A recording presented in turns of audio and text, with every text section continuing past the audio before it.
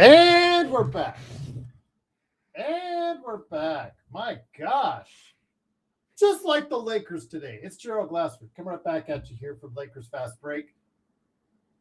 Pop Culture Cosmos, where we cover the latest news and trends in pop culture each and every week. Twice a week, wherever you get your podcast.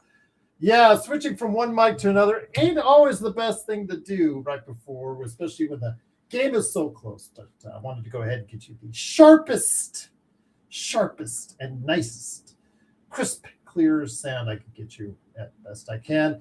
It is, of course, Gerald Glassford. Thanks again for watching. Listening. The Lakers tonight with the chance to make a move on the Western Conference with losses tonight by both the Denver Nuggets and the Houston Rockets. Had a chance to move up in the Western Conference standings as the Milwaukee Bucks headed into the Crypt, a team that was several games under 500 with Giannis Antetokounmpo. What would happen tonight? Well, as we saw, the Lakers, once again, the defensive issues continue in the second quarter after basically coming to a standstill in the first quarter with the Lakers leading by one. The Lakers in the second quarter faltered as the Milwaukee Bucks pulled up by 9 points at the end of the half with an outscoring the Lakers by 10. Once again, putting the Lakers at bay. Second chance points. Once again, a big key as the Milwaukee Bucks dominated on that end of the floor as far as the rebounds, the offensive rebounds, similar, but they executed when they got those offensive rebounds as they doubled the Lakers' second chance points, more than that, actually, as they continued to heat up on the glass as they got a 9-point lead. But in the second half, after a standstill in the third quarter, an even quarter, the Lakers got back into this game, executed a little bit down the stretch. And would it be a case of the Lakers' vaunted clutch record, which was undefeated going into this game? What would happen? Well, the Lakers actually executed well up until a minute left. They actually pulled out a lead up by 4, and all seemed to be well.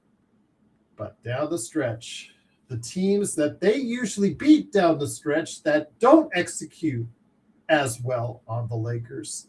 Today, it was the reverse. The Lakers didn't execute well the last couple of possessions. Luka, again, him fouling out and making a play where he gave up a three free throw shots to Kevin Porter Jr.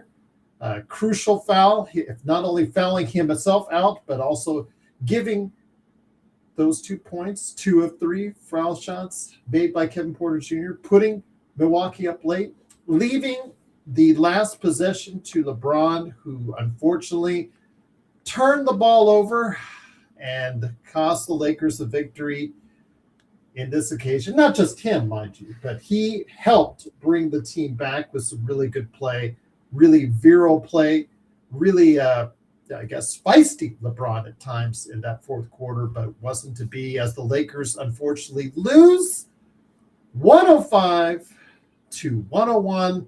Still waiting for the standings to be updated, see what's going to happen there, but I believe the Lakers are 23-13 right now, putting them, I think, still 5th in the Western Conference because Houston, like I said, lost tonight. So did Denver, but that does not bode well as far as for them in the Western Conference because losing was Thunder, who won by 1 tonight, was not in the cards. What we wanted in the cards for the Lakers tonight. But here today to go ahead and discuss today's game. Good man indeed. He is probably happy camper because I guess the Trae Young saga is now done. And I know he's happy about that. It is, of course, my good friend, Legend. Legend, great to have you here. I got Next Sports Media. Please like and subscribe. Go ahead and make sure you got that notification bell when you stop on by. I got Next Sports Media. Legend, the vaunted Lakers clutch time, the only real statistic people can look at and say, hey, why are the Lakers 10 games above 500? Well, You can't see it on almost any other stat, but the one stat that was in their favor was the clutch time record. And well, Yeah. gotta lose sometime, I guess. And Yeah. today was that day, my friend. But again, lots of reasons why the Lakers still, again, playing uphill for most of the game. Obviously, that's not a conducive to success, a continued success when you constantly have to go ahead and bite uphill, fight and fight and fight uphill. The Lakers in that second quarter got dominated, especially on the glass, where, like I said, the offensive rebounds not too dissimilar from each other, but it's the fact that when they got the ball back on the second chance points, Milwaukee executed and dominated on those second chance points. And the difference in the game probably point to it being right there, my friend. Yeah, you're absolutely right. And I feel like a little bit of that very end of the sequence part, JJ probably should have called a timeout to give yourself maybe a better looking shot, possibly. And maybe that would have prevented the LeBron turnover and all that. But, like you said, Joe, it happens. Eventually end up happening. But some things definitely could have been probably planned a little bit better if you just called a timeout and called a timeout. And also, I got to get JJ for this one. Should have saved one of your the challenges. Should have saved one, because you never know what happened towards the end of the game. And look, I feel like they kind of got a bad call on that one. But you got no challenges, so nothing you can do. And the call you're talking about is at the end where Luka got his sixth foul, where he contested a three, kind of backed off, but didn't back far enough off. And Kevin Porter, wherever you say about what he did, as far as he landed directly near enough to Luka for them to call it. Again, I don't want to show the LA bias here, but it kind of did not look like a foul. But you know what? If it's that close, that late, they shouldn't call it. You weren't protecting the player or anything like that, because that player was in no danger of getting hurt. It was just a call right there that I think should not have been made. But you don't put yourself in that kind of position with 5 fouls to put yourself in that type of peril. They did. They executed 2 of the 3 free throws Kevin Porter Jr. did on that end. And that was pretty much the difference in the ballgame, Legend. Again, those costly mistakes that usually down the stretch have gone the Lakers' way on 13 other occasions did not do so today, and it cost the Lakers the win today. Yeah, it just ended up costing them. And like you said, Gerald, in that situation, you got 5. He did right. Jump out. You don't want to leave him wide open, but at the same time, you got to be careful too, because you already got 5, and the team needs you. But I respectfully disagree. With it. It wasn't his normal shooting position. He jumped and he landed and he leaned himself into Luka on that one. That was not a foul. But then again, he sold it very well. You know it, Mars. Come on. Yeah, come on. You know it. You come in here to talk your trash, and you know it, and I know it. And again, but it was called. Luka put himself into the position to get it called, and it got called. So even if it did look like a foul, it was close enough for the ref. He made the call. Shouldn't have, but it did. It happened, and it's so good. The Lakers lost. It's just that simple. You get your calls, and sometimes you don't. And again, there was 2 calls today that the Lakers got overturned, but they didn't have anything left by the time. Like I said, Legend was right. They didn't have anything left to go ahead and do on that. But I understand what they're also saying is that Luka put himself into peril of his foul trouble earlier in the second half. He got 4 fouls in the third quarter. The substitution pattern should have changed a little bit and altered itself a little bit to try and avoid getting that 4th and the 5th foul, eventually the 5th foul that he picked up in that second half as well. I think that, JJ is right. JY is right. JJ should have altered his substitution plan to make sure that Luka would not pick up that 5th foul. I don't think he really did. And again, just simple mistakes. lead to bigger things, and unfortunately, it led to a loss today for the Lakers. Yeah, I feel like some of JJ's decision was definitely questionable.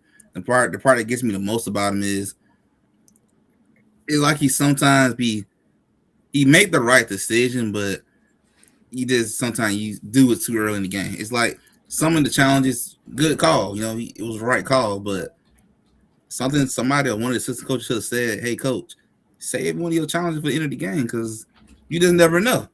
It's good to have something to back you up towards the end, and the fact that you use them all up, you put yourself in that situation where there's not much you can do to try to give yourself a chance. And yeah, Luka too. I mean, you put yourself in that spot. I can't help you. I can't bail you out. And with Luka today, again, there's a lot of fingers that are going to be pointed his way, and a lot of it is deserved with him just absolutely terrible with inside the arc. Wouldn't you know, on a day where he's struggling all season long from the three, he finally has a good day from the three, Legend, but he is absolutely terrible inside the arc, going 8 for 25 overall. He did go 4 of 6 for 3, did score 24, got 24, 9 and 9, but still, if you're not shooting well, if it's not your day, you have to find different players to go ahead and shoot that ball. LeBron James, 10 of 21, was shooting the ball a little bit better, a little bit more effectively. Jake LaRavia was 5 of 8.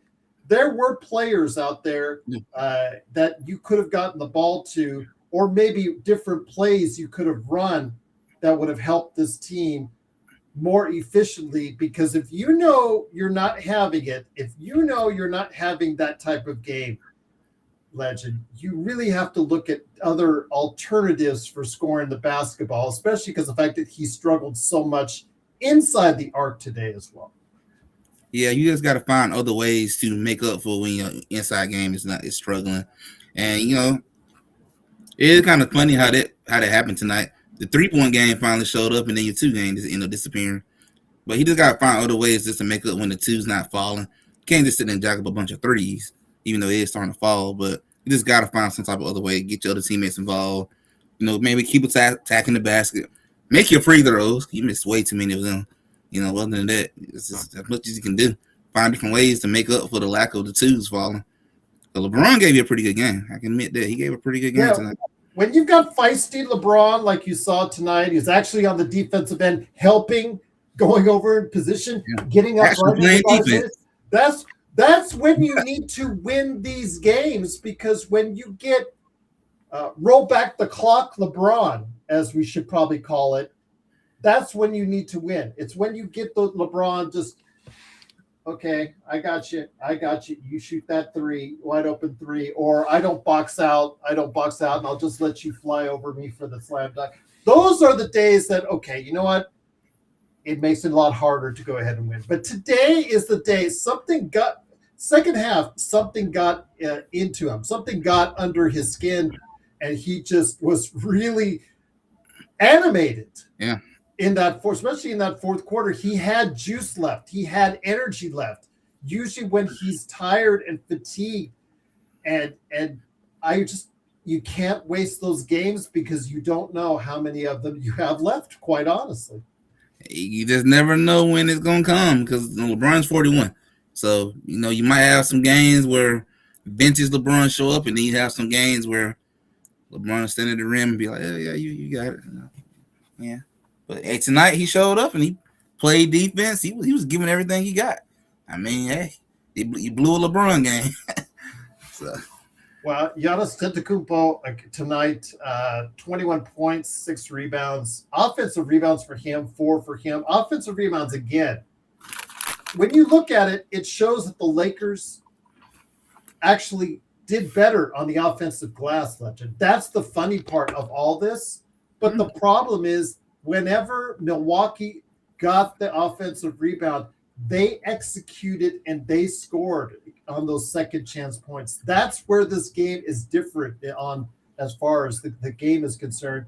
That's the part I have the issue the most, because they kept showing it. The second chance points were repeatedly in favor of the Lakers, and that's where you win and you lose your games. And unfortunately, they executed once they got the ball back almost every time from Milwaukee.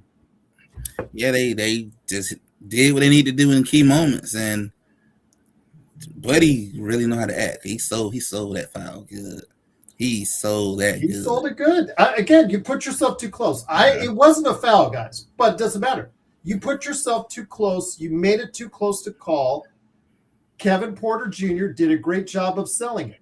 And you know what? It is what it is. I know Rodell and Mars are disagreeing, but I'm sorry. You guys cannot use your bias against it. It's simple fact. He leaned, he sold it. Give Kevin Porter Jr. all the credit in the world. He was close enough to Luka for them to call it. Again, had that been as something that the Lakers could go ahead and challenge, it probably would have been overturned. But you had already used your challenges already on those two other calls, so it's just all right there. Again, you put yourself into a position. Luka did. Now, again, should you have been more careful about him not getting that fifth foul? You look back on it, JJ will probably, on the way home, on the drive home, probably realize that, you know what, I kind of should have let him made some other arrangements on the rotation in regards to getting him out there. He was struggling anyways. That's the thing, Legend. He is struggling so badly from inside the arc today. I don't know why he kept him out there for so long with 4 fouls. You only put him at greater risk on doing that when he's struggling so badly. Again, when the team was able to go ahead and share the ball, they didn't do a bad job of doing that today, Legend. And it's just, when Luka's not having one of those games, you've got to go ahead and find other ways to get the basketball to other guys who maybe are having better days than him. Yeah, that part was a little baffling to me, that he got 4 fouls and you still gonna leave him out. I'm like, okay, you're gonna take a chance, but also like it wouldn't have hurt to take him out because he just didn't have it tonight. It just wasn't his type of night. He was struggling with the twos, struggling with the free throw line. It just wasn't a Luka game pretty much. It wouldn't have hurt to took him out and try to save him for a potential tight 4th quarter. But I mean, that's just one of JJ's coaching mistakes that in his young career that he's still learning wise. But I think another thing he really do have to learn is how to utilize some challenges a little bit more. Though, just because they're there, you shouldn't always use them. I mean, there are times you should, but there are moments you got to at least remember at the end of the game, I might need one of these challenges. It could decide the whole game. You got to at least save one. Absolutely. And again, they weren't giving the Lakers the calls when they went underneath. I know that they had issues with that every time, but you're not going to always get those calls. You got to play like you're not going to get those calls and execute like you're not going to get those calls. But as often gets accused of, Luka, and to a lesser extent LeBron, who both have a tendency to try and fish for fouls, especially Luka, did not get the free throws or the amount of free throws he was looking for. And you know what? You got to base your game. If it's not working for you there, and if it's not working for you as far as inside the arc, instead of forcing more shots, you've got to find people that may be able to hit the shots more efficiently tonight, because there were other players. And LeBron didn't do so bad. He was actually pretty good from the field today, 10 to 21. Yes. And if you'd gotten Laravia more involved, that would have been a great sign too, because 5 of 8, he actually was the player that was open on several looks and could have gotten them. You could have gotten more involved. Jared Vanderbilt, 9 points, 9 rebounds.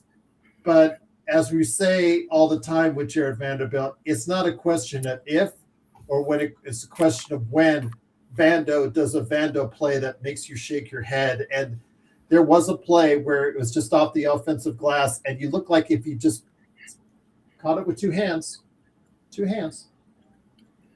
Simple. Just catch it with 2 hands. You can either put it back up or put it back out. Decided to go ahead and slap at it when he really didn't need to, and just knocked it out of bounds late. And that was also one of the killer plays down the stretch. Again, Vando, great effort.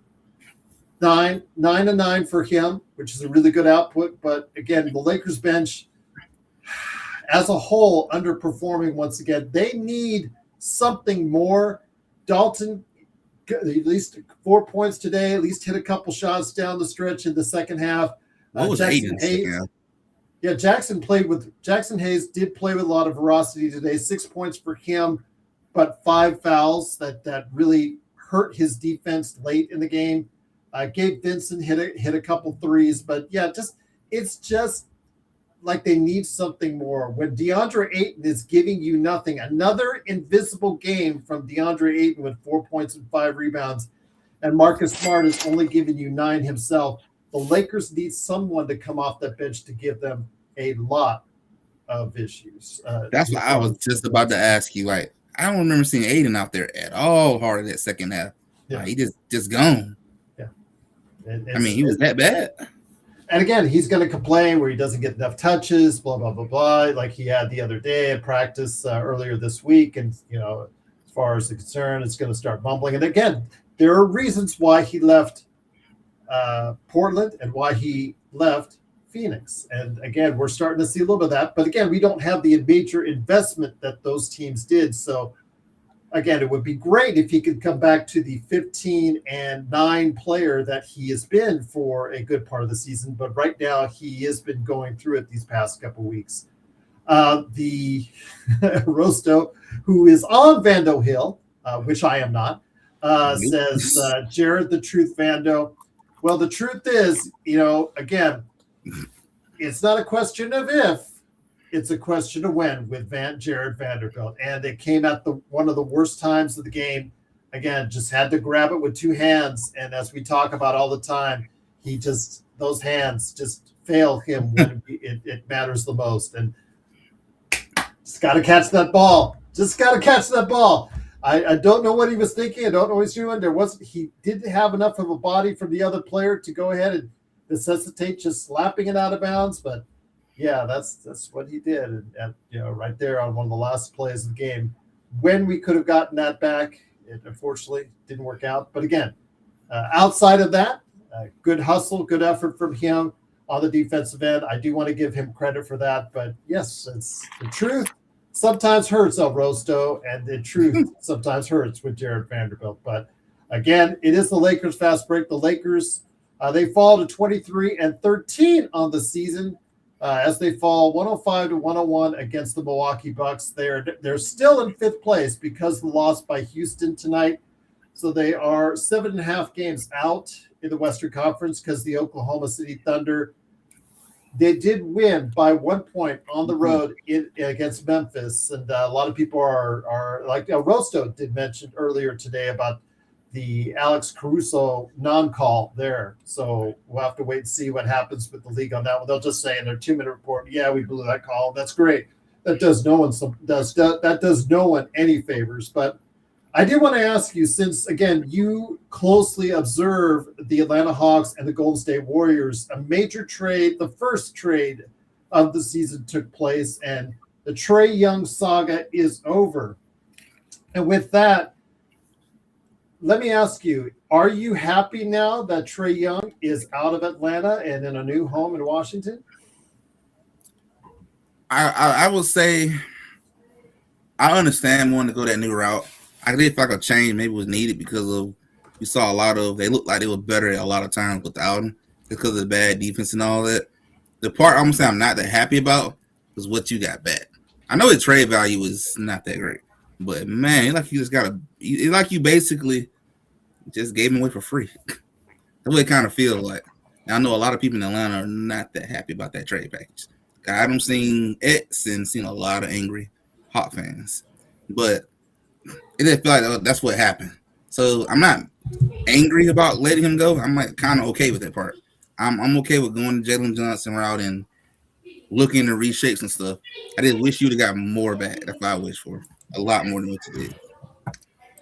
So I'm still having issues with my mic right now. It's for some reason. I guess the software is not. So while I play with it, here is the band indeed also to help you out, Legend. It is, of course, Joe Sorrell, the Joe Sorrell Experiment.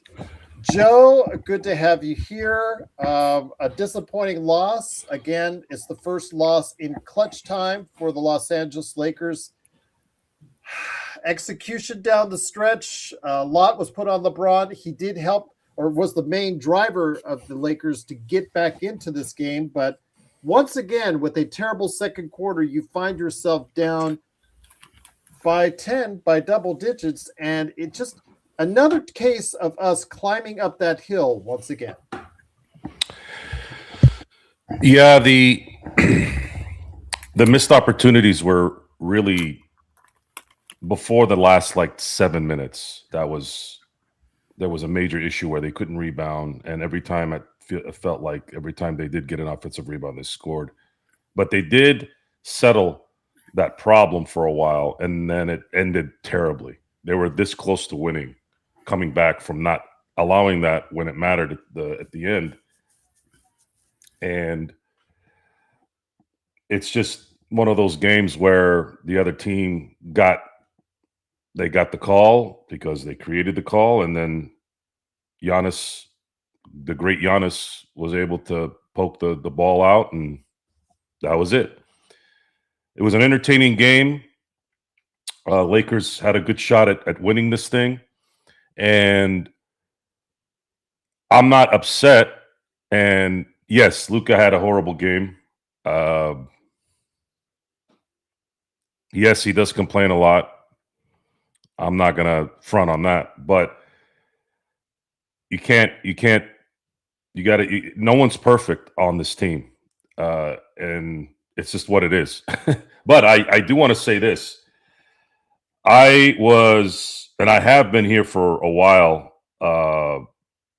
since LeBron's kind of sort of gotten really, really healthy since he's gotten back.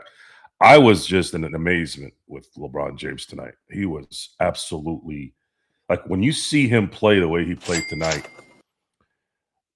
that's the LeBron we want to see.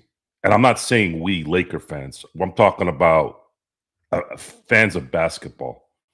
That guy, to do what he did, even if he wasn't long in the tooth, would have been amazing. And for him to do what he did, and essentially this would have been a blowout if he didn't, by the way. So I saw something today, and maybe that's why I'm not upset, because you guys have heard me say this before. I absolutely love greatness. I love greatness. And maybe a lot of my frustration with LeBron in the years that because I never really gave a damn before he was a Laker. Like, I don't give a shit about, what players do on other teams, and it pisses off somebody else. People hate Patrick Mahomes now. So fuck people. People are fucking idiots. Anytime somebody wins too much, anytime somebody looks like they have more than you, people all of a sudden, here comes all the fucking jealous assholes that come out and have to criticize everything. I'm not one of those people, okay? My criticism to LeBron was always around him. It wasn't about the court most of the time. And I say most of the time is because I did get frustrated with his decision-making at the end of the games. He's LeBron James. He needs to make the right decision by making sure that every opportunity of that basketball to go in the hoop is there. No one is better than you on that court. That means you need to get that ball in the basket, because no one can get it in the basket better than you. And even that, I've noticed the last couple seasons, he has been very, very determined to do that. The pass that he made to Rui, even though he didn't shoot it, that was actually the best decision, because the defense was about to close him off, and it was what it was. But anyways, I was very, very, very happy to see how LeBron played, because I'm seeing something maybe a little bit further down. I'm thinking to myself, if I'm Rob Pelinka, God help me saying that. If I'm Rob Pelinka and management, and they're seeing this kind of LeBron James, then the wheels are going to have to start rolling here a little bit. Because if this is what you're going to get at the end of the year, we're going to get Luka. Luka's going to be fine. Okay? Don't worry about Luka. I'm not worried about Luka. But if this is the LeBron James you're going to get at the end of the year with a clutch Luka, things could get interesting, especially if teams are not going to be what they're supposed to be, which OKC won tonight, but they struggled, and they've been struggling for a while. And that happens during an 82-game season. They might get out of it and start winning 15 in a row in the next week. We don't know that, right? But based off right now, seeing what I've seen with LeBron and how he's played, I want every chance to see if this thing can work. And if this is who it is, You got to start figuring out, hey, man, we may need to get a couple things before the deadline is over. Otherwise, you won't have any chance. How about a little bit of a chance? And that's kind of what I got out of this. And I'm in that mode right now where I'm in every game, and I kind of use that as a slow step to where this thing might go. I don't know where it's going to go. But as of tonight, I was very encouraged by how LeBron played. I wasn't by Luka, but again, these guys aren't going to play 82 perfect games. No one does that. And I thought the last 7 minutes, I thought the team really clamped down and played some good defense. But man, do they need a rebounder. Whew. We're talking about wings and three-point shots. Fuck that. No. Fuck the wing and fuck the hell with the 3 and D right now. We need a rebounder. This team needs someone that can rebound. Who the hell can rebound in the NBA that would be available? That's what I'm going to start looking at as soon as the show's over. Well, before you do, though, the Lakers did win the rebounding battle and had more offensive rebounds. The question was, why couldn't they execute? Because they got killed on those second chance points, Joe. Time. It was time. It was the time. It was the timely rebounds in this game because, again, they did clean it up the last 7 minutes. The last half of the fourth, they were good. They weren't getting messed up by that. But this team, and this is, tough mention, Ayton causing problems. See, we needed him to be a rebounder, and he's not. And I'm not expecting him to be Rodman. I'm not expecting him to be even a Jokic who's averaging 12, 13 rebounds, right? I'm not asking him to do that. I'm asking him to do 8 to 10. 8 to 10 instead of 5 wins this game. Because imagine this. If he has 10 rebounds tonight instead of 5, right? And they don't score, because it just felt like every time they had a key rebound, offensive rebound, they scored on it, right? At the worst time. They're making a comeback. They're down only by 4. Boom. They miss a shot, and boom, they get the offensive rebound. Imagine if he gets 5 more rebounds. That's, let's say, 2 points. And a lot of these are 3 points, actually. So if you go 2 points, and then let's halfway through. Let's say 2 of them were 2 points, 3 of them were threes, because everybody shoots threes now, right? So those 5 rebounds that he could have got, that's 9 and 4. That's 13 points if they were to score on every one. Let's say they only scored on 3, and 2 were 3-pointers, and 1 was a 2-pointer. Let's just keep it fair, right? And they're not going to hit on every one, right? To keep it kind of leveled. Now you're looking at 11 points. I'm sorry, 8 points. So 8 points. What did they lose by? Guys, this game, professional anything. You saw the World Series, right, Gerald? The Toronto Blue Jays lost a World Series, I think maybe 5 times because of an inch. The ball getting stuck, the double plays, they're out at home. The skill and the professional game is so high. It's this much. Robert Ory's 3 in Sacramento. This much. So taking care of the little things, when we say taking care of the little things, this is what we mean. Because if DeAndre Ayton is taking care of the little things, like getting that extra rebound when the other team misses, you're coming out of this a win.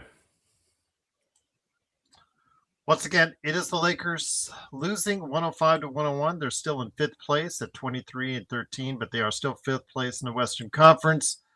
Joe, again, like the Lakers did win a rebounding battle, but it was the times that they did lose that battle and how they reset the defense once they gave up those offensive rebounds. Obviously, is the biggest difference, because the second chance points right there is the difference in the game.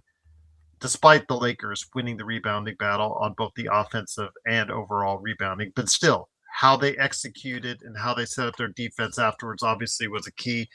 The bench tonight, again, giving us outside of Vando, who showed great effort. 9 points, 9 rebounds, as emphasized right there in the super chat. Truly appreciate the super chats, Roaster. But when you go to Vando Hill, you go up on Vando Hill, but there's a tendency to I'm not gonna criticize Vando tonight. On that last play, though? Yeah, that last play was bad, but he generally didn't play a bad game tonight. No, actually, it was good up until it's just that it's coming. You just don't know when. Yeah, but I'm not gonna. This game would have been a win if they could get some damn rebounds. Yeah, those second chance points. That's the difference right there.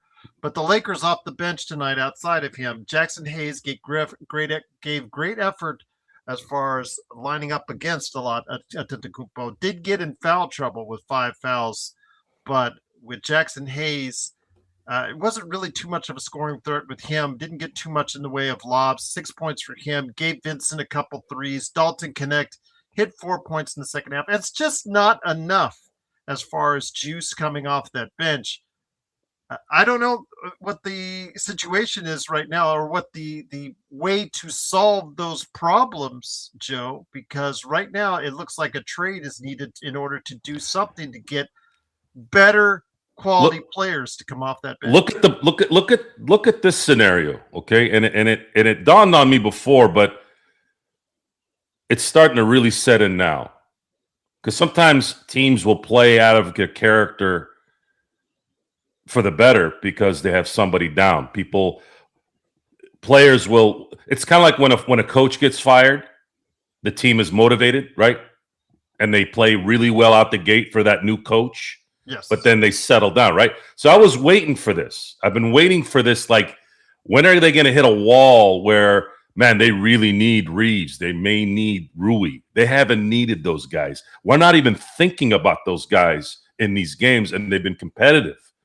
So what does that tell you, Gerald? That tells you right there that as good as Reeves is and as beneficial Rui is, he's a good player. He's a decent player. This team isn't really lacking that much without them there because you're not going to have Reeves rebound. Rui's not going to rebound. Reeves isn't a sniper. Rui has to have everything perfect for him to usually shoot at his 40% clip. Otherwise, he's not going to be valuable there, right?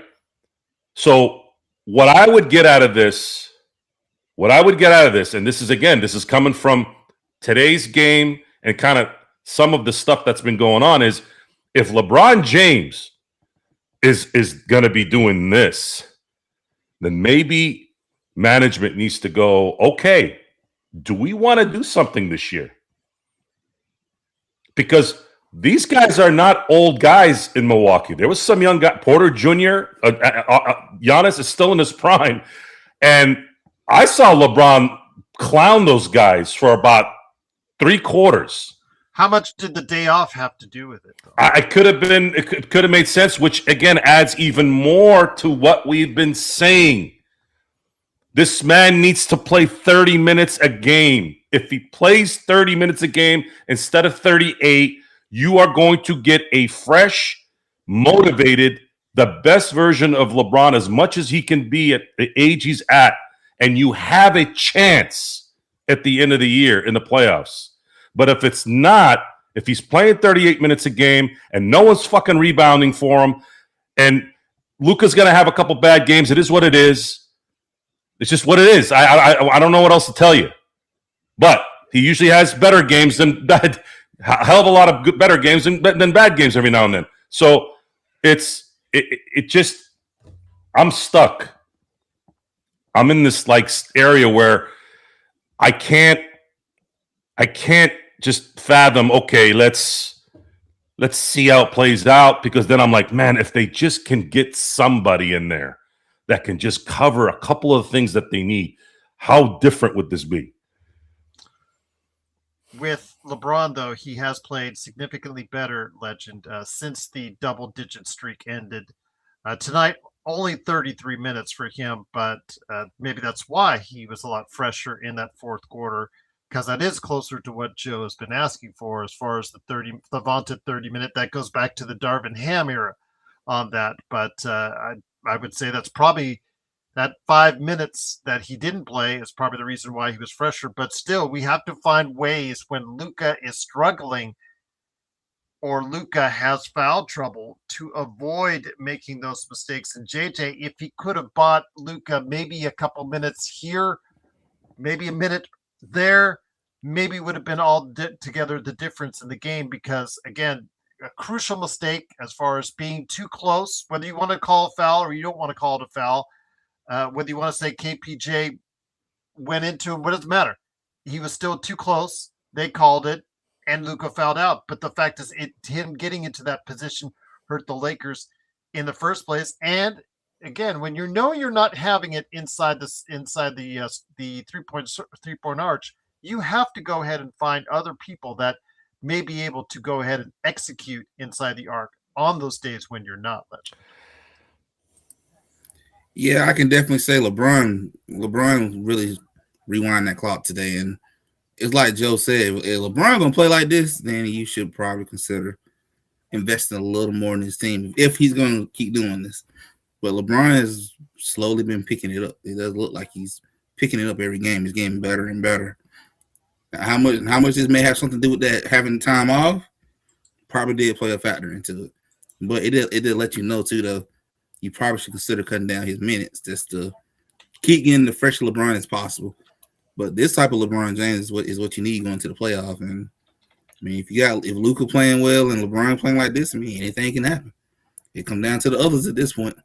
But it's kind of interesting to go into this trade deadline and see what the front office decide to do. I have been curious to see if they're gonna make a move or punt the season and go to next year. I'm interested to see what they do.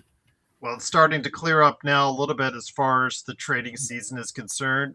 Anthony Davis has been diagnosed with, I think, a torn ligament on his hand. I've had that by playing basketball, and that is not fun, guys. I know that you guys were asking about how does that happen. I think it was Vari who was questioning that, but yeah, that I had my torn ligament in my thumb, and that sucker just blew up like a balloon within minutes, and it really rocks your world. And with him, it looks like they're going to evaluate whether or not he needs surgery. And if he needs surgery, he's out the rest of the season. So goodbye trade for Dallas on that one, Joe. Before we get into Ja Morant in a little bit more detail as well, I know you've already shared your thoughts on Trae Young being moved. Interesting. Again, so much has been talked about this trade for Luka. And one reason why you and I applauded it at the time was just how healthy would be AD going forward. And as we've seen, he's not been too healthy going That's forward. why I did not want the Warriors to touch that, nor the Hawks. They would be tired of that. Hell no, I don't know. Give me my language, but no. Legend, you're not even close when it comes to language. It's okay. You're all good compared to Joe. Go ahead, my friend. Well, the Ja Morant, I got asked that by the boys, and I actually got at a buddy of mine that was messaging me about that too. And I said the only way you guys were saying in that WhatsApp that was ridiculous. That should not even be a consideration. If they give us a Trae Young deal, I'll take it all day. I'm just saying. I know Memphis is not going to do that deal, but if you're going to give me a CJ McCollum and a filler, you'll take that for Ja Morant. You better believe I'm going to take that deal because figure it out. The Lakers don't have something like It's a league of talent, and there's very little of it. So go ahead and put Ja Morant at the 2 and let him cook. And you better believe that Luka's going to make sure he's going to get the ball, and he being left open for 3 is your death if you're the opponent. He will make that shot. Now, his attitude and all that, sure, it may blow up. I don't know. But what option do you have at that point if you can get him for nothing? but it's not going to happen, so it's okay. Do you realize John Morant was shooting under 20% for most of the season from three? Yeah, but I think his clock is 20. checked out. I think he's Robert Ory in Phoenix over there. I would touch John Morant right now with a 10-foot. Well, I'm not going to touch him. I don't do that kind of stuff. I won't trade for him. Sorry, I'm not trading for him. You're going to trade him for a couple of expiring contracts? That's a wasted contract, Joe. What the hell are you talking about? He's losing his athleticism. He's shooting 20%. Yeah, if you get him for free, you take him. Small guard. He's a small guard. Oh yeah, if he's free, I take him then. He'd be better than half the damn roster. I'd give him half the fucking roster. I'd go out with just $30 million is tied up in John Morant. That's what you want. It's only for 2 more years. So if he fucks up, he fucks up. But at least you can maybe give it a shot to this year. That's 2 more years. The Lakers won't make the playoffs because you're talking about a guy that's a small guard who can't defend, that is losing his athleticism, that can't shoot a three. How old is he? Isn't he 28? He's Fuck 28. no, he's like my age. How the hell is he losing his athleticism? He's like 26. 28 is like, yeah, like he's not as literally athletic. my age. Watch the Makes me feel games, like a Joe. failure He now. is not as athletic as he once was. it's worth the risk. You're crazy. That's almost Laker Tom crazy. But Yeah, he's not quite. 26. Damn, Not that makes me feel like a failure. Not quite. But here today to go ahead and discuss what went on with today's game and also the John Morant and Anthony Davis issues, or Trae Young, if he wants to talk about that as well. It is, of course, the guy behind Lakers Corner himself. It is John Costa. John, great to have you here. We'll put John Morant to the side a little bit, talk about today's game. Just, again, the Lakers always find themselves having to go uphill. And in that second quarter, just could not execute at all on the defensive end. Again, the stats won't bear it out as far as the overall rebounds because the Lakers won the rebounding battle and they won the offensive rebounding battle. But the second chance points, when they gave up those offensive rebounds, John, they just couldn't reset their defense, and they paid the price for it because there was such a difference. That's the difference in the game right there, is how they executed after offensive rebounds on Milwaukee. 100%, Gerald. If you guys want to hear a quick synopsis of this game and exactly what happened, please do go check out my channel with Lakers Corner. I just dropped a 3-minute recap on that. And that's one of the things that I mentioned, Gerald. At the end of the video, at the end of all my 3-minute recaps, I give 3 exact clear state reasons as to why the Lakers either won or lost. And tonight, that was the number one reason I started with. Besides the 2 fumbles that we had of Luka doing a dumb foul at the end and LeBron not putting the ball in front of you, that's like the number one thing you learn. You blow by somebody, put the ball in front of you. But besides those 2 blowups, the number one reason we lost was second chance points. I think it was 25 plus to like 9. It was 20. We allowed 25 plus second chance points. I don't care how good you are. I don't care what LeBron James you have. I don't care how good LeBron plays in the fourth quarter. I don't care how good Luka Doncic is. You're not going to beat any team in this league giving up 25 plus second chance points. You're not going to beat any team in this league. So to me, that's where we got to start with. I think that's where we got to start with. You got to start with 25 plus points, y'all. Like, it's good. I'm gonna be 100% honest with you guys. I was surprised the game was this close. I'm gonna be honest. I was surprised the game was this close. The way we gave up second chance points, the way we allowed points in the paint, y'all. The score at halftime. I just want to give y'all some numbers real quick because I feel like a lot of times numbers helps you clarify the craziness. They had 61 points at halftime. 36 of those 61 were in the paint. You cannot tell me you're playing defense when you have scored more than half of your points in the paint in one half. In one half. Absolutely ridiculous. Go, please. I actually want you guys to go watch my 3-minute recap. Please go watch it. You'll see. And how many times, and I even did the film breakdown. I put the film on there. You'll see how many times the Bucks were just getting to the hoop. Kevin Porter finishing at the hoop. Bobby Portis finishing at the hoop. Giannis finishing at the hoop. Miles Turner, even though he had a terrible game, rebound. No type of defense, anything. So if y'all want to know how I feel about this game, I mean, we gave up second chance points. That's the first reason that we were even in this shithole. But we can also put the blame where the blame's due. I think Luka shouldn't have fouled KPJ. That was a really bad foul. I was going to say a word, probably would have got. Well, he was too close. Again, you play that back. He put himself in a position where he's too close. It was a foul. That's why it's a bad foul. You have to know the situation. KPJ sold it great. And again, you put yourself to that close with 5 fouls. Hey, you deserve to get the call on you. Even if it wasn't a foul. Gerald, can I tell you something? Can I tell you the number one thing my assistant coach in college always used to tell me? No time and score. No time and score. No time. If you know time and score, that will determine how you play, how aggressively I'm playing you, how not aggressively I'm playing you, how much I'm actually closing out. I'm going to be honest with you. That should have been a simple put your hand up, close out. Don't even jump in the air. Don't even jump out at it. Don't lunge out at it. You know what it is. You know what it is. Luka, no time and score. That was a dumb foul on Luka that gave up the game. And then on the other end, LeBron didn't do a smarter move himself because, again, shorten that dribble. The number one thing, you get past a defender, you get past their shoulder. What do? You either advance the ball or you put the ball in front of you. You do not keep dribbling that rock like that. I'm gonna be honest with you. When I was in middle school, there was this OG I used to play with back in the day. He used to always get me he would literally let me blow past him and then tip it from the back for me. And I used to be like, bro, how do you even do that? And then you get older and you learn. It's the oldest trick in the book. Funny that the oldest man in the game got tricked by the oldest trick in the book.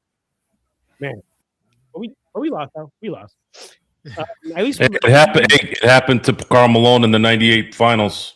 A lot of stuff. It wasn't a tip out, but it was. Yeah. It was Jordan leaking off his man, and I guess no one was screaming at Karl, "Watch out!" Mm-hmm. It was loud in Utah, right?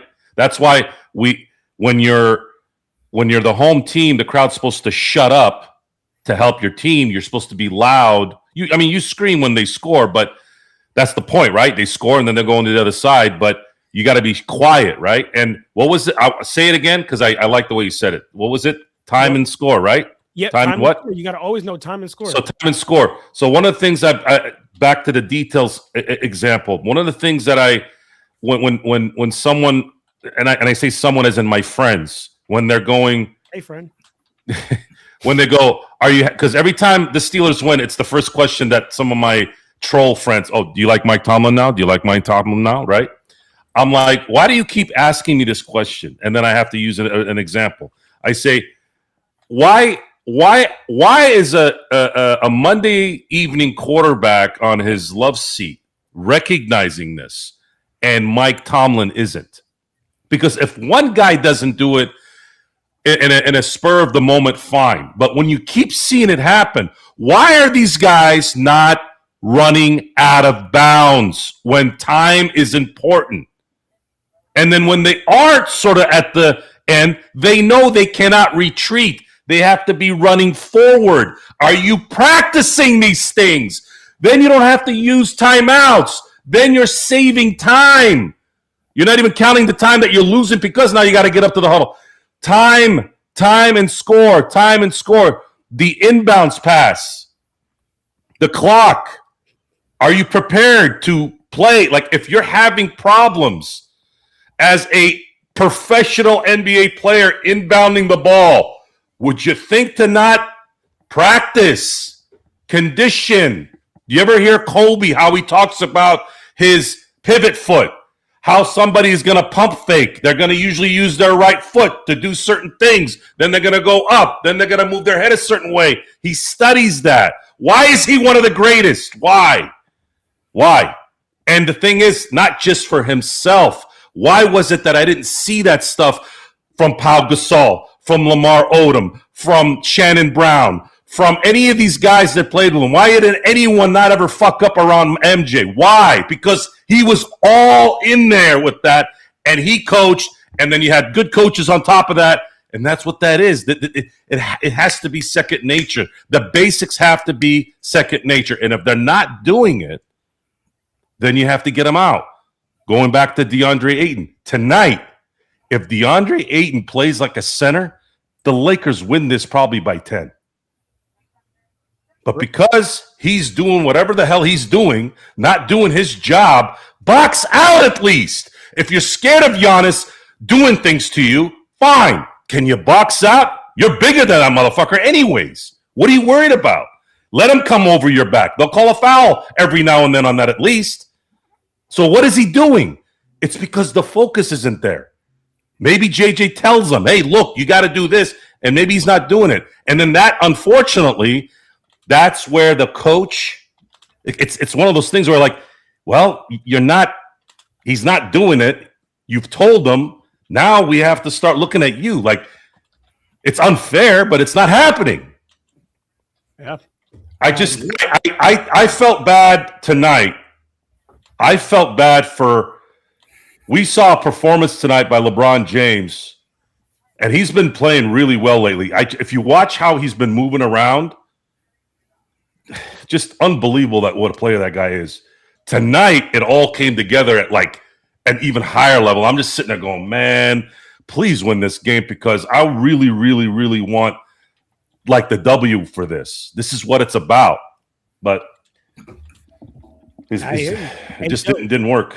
Now that I think of it, Joe, I think one of your best friends in life would have been my college assistant coach. He's actually just fucking like you now that I think about it. Because you saying you love time and score, that's literally what he fucking lived on. Like, yeah, that's what all he talked about is just knowing time and score and time and placement and just everything on the court. So I love that you connected that. But just real quick, because you touched on Aiden, and that just opened up the can of worms for me. Because you know what's crazy, Joe? This is the same, and Legend and Gerald and everybody here in the chat, this is the same guy that a couple of days ago said, like, oh, like, I don't feel like I'm involved enough. Like, I don't feel like I'm getting the ball enough. Brother, you got 5 fucking rebounds today. I don't give a you know what Kobe used to say, too, back in the day? People used to ask for the ball. He'd be like, get the ball. Kobe like, get that shit off the rim. Go get that shit off the backboard. And that's what I would say to DeAndre Ayton. If DeAndre Ayton dared looked at me and said, I don't feel like I'm involved enough, I'd have pulled up every single game where he got out-rebounded by bigs that he should have been dominating. Gerald, remember the other day when we were on stream and you mentioned the fact that this guy was the number 1 overall pick of the same draft as the Triple J? And he was getting owned by the number 4 pick. Right? Not to even mention Luka. This is ridiculous. I'm gonna be honest. I see body language. I think LeBron and There's Luka a reason why those bridges are burnt in Phoenix and Portland. I see what happened now. I see There's a reason why he was available for a $9 million payday for the Lakers and a 1-year deal, essentially. Although he's got an option for a second, but he is what he is, which right now equates to what, a 17 to 22nd best starting center in the league at best. He's 15-8, but he's not even playing at that level right now and hasn't played that level for weeks. Just he is what he is, and once he gets disinterested, he just tunes himself out. And the problem is he continues to tune himself out. Guess what's leaving? All that money that he could have gotten put into his wallet. All that money. Bye-bye. Have a great time. Yes, go into someone else's pocket. I think not as much, because I think Ben Simmons literally, and please excuse my language, but suffers from like pussyitis. Like Ben Simmons, that's just what he is. But I think that like DeAndre Ayton is not too far from it. I'm gonna be honest with you, because I think it's starting to get to a point where it's got to be a mental thing, brother. Like it's got to be a mental thing of you not locking in, you not having that fire under you. Because again, like I'm not asking him to come out here and shimmy, you know what I'm saying? Pull up, play make. No, but I am asking him to have games where he has more than 4 points and 5 rebounds and shoots the ball preferably more than 6 times. I'm gonna be honest with you, because just to be real with you, Jackson Hayes. Honestly, I would say in this game, he didn't even have a great game, but he outplayed DeAndre Ayton. And if you even want to look at numbers wise, the numbers will tell you that too. But I'm talking about all off just eye test, right? I feel like Jackson Hayes right now, when he sets that pick, he's rolling with more intention to score. He's rolling with more intention to get everybody else open than Ayton. I feel like, and Luka, when you're struggling from inside the arc like he did today, you have to make those better choices and say, you know what, I'm going to get the ball. It's more prominently to my big guys instead, because I'm not feeling it. I'm not feeling it inside the arc. I'm shooting terrible from it. I'm hurting my basketball team. I'm not getting to the line.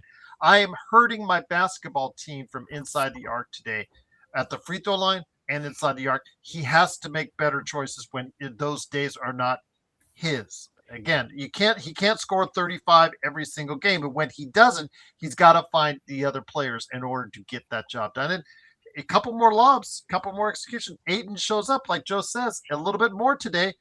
And there you go. But again, this is what you get with DeAndre Ayton. You're going to have your days when he shows up with 18-11 against New Orleans. But we talked about it. What would happen the next day against San Antonio?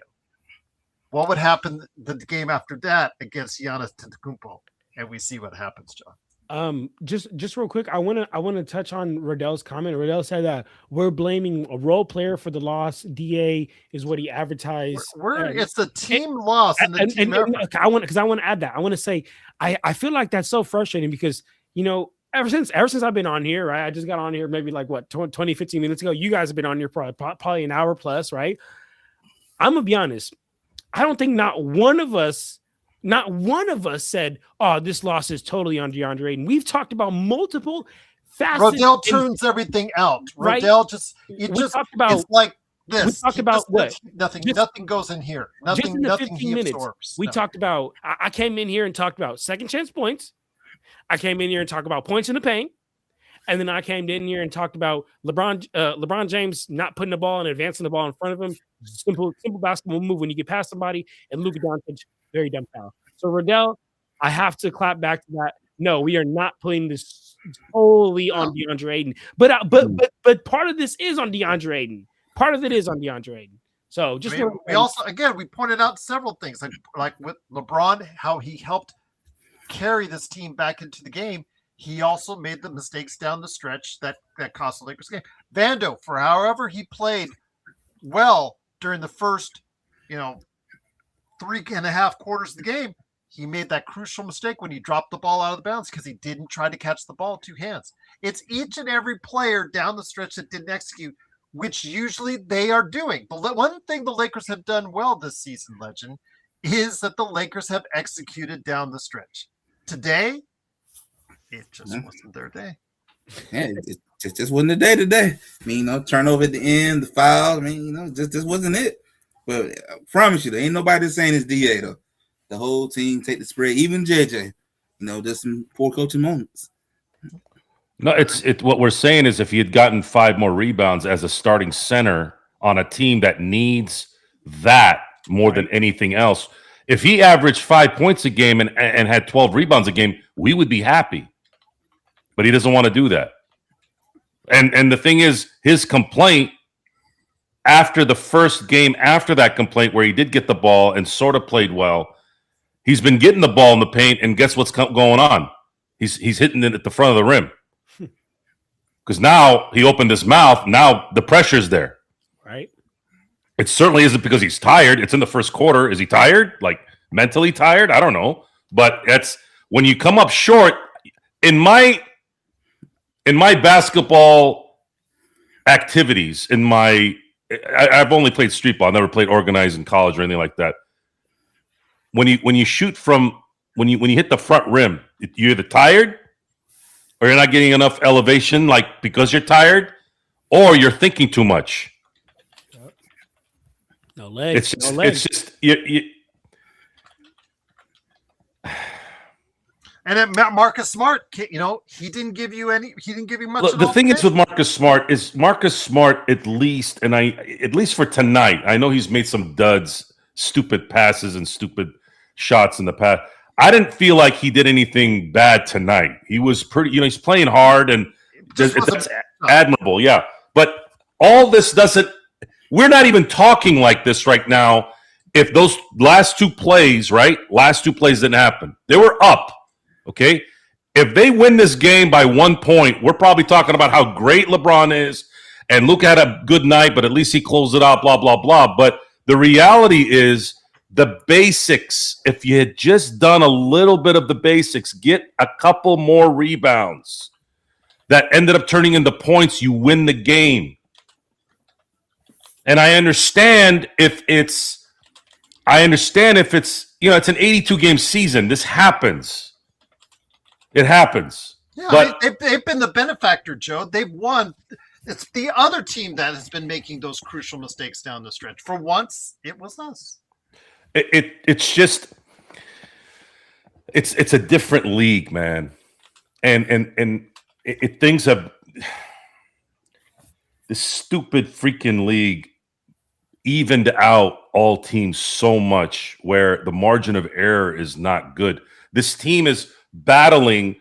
They're a 4 seed and they lose, and now they're down to hell in one loss. Like, that's what this is. That's why these games can't be lost. If they get blown out by Oklahoma City on the back end of a back-to-back in Oklahoma City, there's a little bit of understanding there. Okay, they're tired and they're playing the best team in the league. Fine. But you can't lose this kind of game against Milwaukee at home after a day off because your fucking center doesn't want to rebound. That's a big, tall guy that's taller than almost everybody on the court.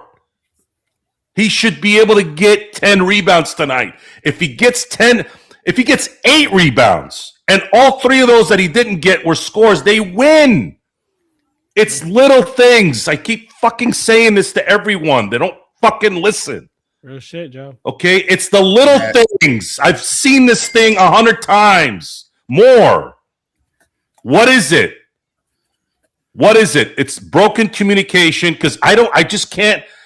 Call me naive. I cannot fathom the idea that JJ's not telling these guys this. And if he's not, this guy shouldn't be anywhere near this team coaching. Because I know damn well, that Darvin Ham wasn't doing it. He was too busy fucking talking about fans caring too much about games in the middle of the season when your dumbass was playing in the play-in all the time. Yeah, that extra fucking game that you didn't give a fuck about in December cost you a fucking spot. Now you got to play two more games to get in. Yeah, they do matter. It's constant. It's a constant, and this is the thing that breaks people because I'll fucking destroy anybody. Like, I don't run out of energy. I don't give a fuck what people think. If I'm looking at something that has context, common sense, it makes sense. I don't give a fuck if you tell me a story and dance and do a ballet. I don't give a fuck. What was the result? Look, I'm not doing this because I need to be right. I don't give a fuck about being right. Look what happened. Look at the results. If this had happened, this would have been a different result. I'm just a messenger. Mm-hmm. I don't want to hear about, you're on the couch and you're on this bullshit. Fuck your couch and fuck you. Okay? Look at the results. And it sucks because this is the part I said at the beginning of the show. When you see greatness, you have to appreciate it. LeBron James tonight was fucking amazing tonight. That man right there has mastered basketball. He owns the last 15 years of basketball. It's his league still. Fuck yes. That's crazy, okay? And when you have that kind of result, you see the way he was pivoting, the way he ran out to the three-point line and got that ball. He's running on the ground. That's what we appreciate. Laker fans, as much as LA, Hollywood, and all that shit, we appreciate that. LeBron James, when you do shit like that, Laker Nation's gonna love you, dude. We love that. That's what Kobe was. Magic may have been smiles. That motherfucker would run through fucking 15 brick walls to get to you. James Worthy, the same thing. Kareem, the same thing. Michael Cooper, the same thing. Shaq, Kobe, all these guys. That's why we love those guys. So that's the thing that, honest to God, that's the part that I feel bad about. Because I love when I see that from greatness, and when it's stamped with a W, it's like, man, do you remember that game against Milwaukee? Mm-hmm. And if it was a win, it becomes a better story. Now it's like, fuck. Now we have to talk about how for just a split second, LeBron was seeing the opening and he fucked up. Like, that happens. It just happened at the worst time. Yeah. No, that's real shit. And just want to add something real quick because I think it's it's ironic that I feel like everybody know me and Joe didn't have the LeBron and Jordan debate or whatnot, but both Joe and myself both can recognize greatness where greatness is due, right? And even regardless of how Joe feels about LeBron, he's able to give him his flowers, and likewise about how I feel about Jordan and whatnot. And I just want to make something clear because I feel like the problem with the LeBron fans, to be honest with you. They're either just literally LeBron sexuals where like LeBron can do no wrong, or they just absolutely hate LeBron and there's nothing LeBron can do and this guy still sucks and he's the closest thing to Satan, right? Like that. But I love when you can find a good middle ground right here, and I feel like both Joe and I are right there. And unfortunately, guys, I think tonight this is going to be one of those games, Joe, like how you said, it's like, damn, remember that performance, but you can never really use that as leverage, or you can never use that as, oh, he did it. Because if you're not fucking winning, then what are you doing it for? You're going to be Devin Booker scoring 70 points to lose. And the thing is, if you're a box score guy, right, you'll look at his line tonight. You're like, 26, 10, 3. Okay. No. This has nothing to do with his numbers. If you see how he was playing tonight, this is the part that we have to explain to people a lot. They're not all 26, 20, and 10s are equal. When I hear about Luka and the difference between Luka and, let's say, Reeves, Luka's 30 points is 100 times different than Reeves' 30 points. It's different. Do you really need me to sit down and talk to you about it? Okay. Well, you might need to sit down and talk to about Juan because he says, I'm tired of Luka whining and not playing defense. That I can't argue against. I'm kind of tired of him whining every 5 seconds too, but it is what it is. That's what we got. I know. I'm not going to sit here and shit on him for that because I don't like it either. I have to deal with it. His entire career. I know, but I can't argue against it either. It is irritating. Well, listen to the rest of this, but thank you. Hold, let me just say this with Juan. Put it in there. He put on the super chat. He hoped Mark Walter can see through this fake player. Imagine Ohtani being fat and can't pitch. He is sick of it. I'll let you have your venting moment right now. That's fine. If you feel like that, then you're venting. But come on, Luka's gonna win his championships, but don't worry about it. But I'll let you vent a little bit. And comparing anybody as good as Luka is, comparing anybody to Shohei. They don't make Shoheis, guys, about every century. I can't go that way. I can't go that way. But I just, man, I at the end of the day, it was a good basketball game. It really was. Minus and we're in a society now where every possession, every jump ball, everything is magnified. It's like, oh my God, right? If you go watch basketball in 1987, let's say you went to the NBA headquarters in New York and said, listen, I want to watch every Laker game in 1986-87. They went 65-17 that year, won a championship, Magic won his first MVP, all that shit. I bet you the 17 losses that you watch, if you had kind of no clue what was going on and you have no basis of comparison, nothing. You'd be like, what the fuck? Every time they lost. So I'm sure of this. I'm very sure because human psychology has become that kind of thing in today's society. So this game was just a good game in the end. It was exciting. They lost. And we're upset because we're doing a podcast and we're finding out reasons why.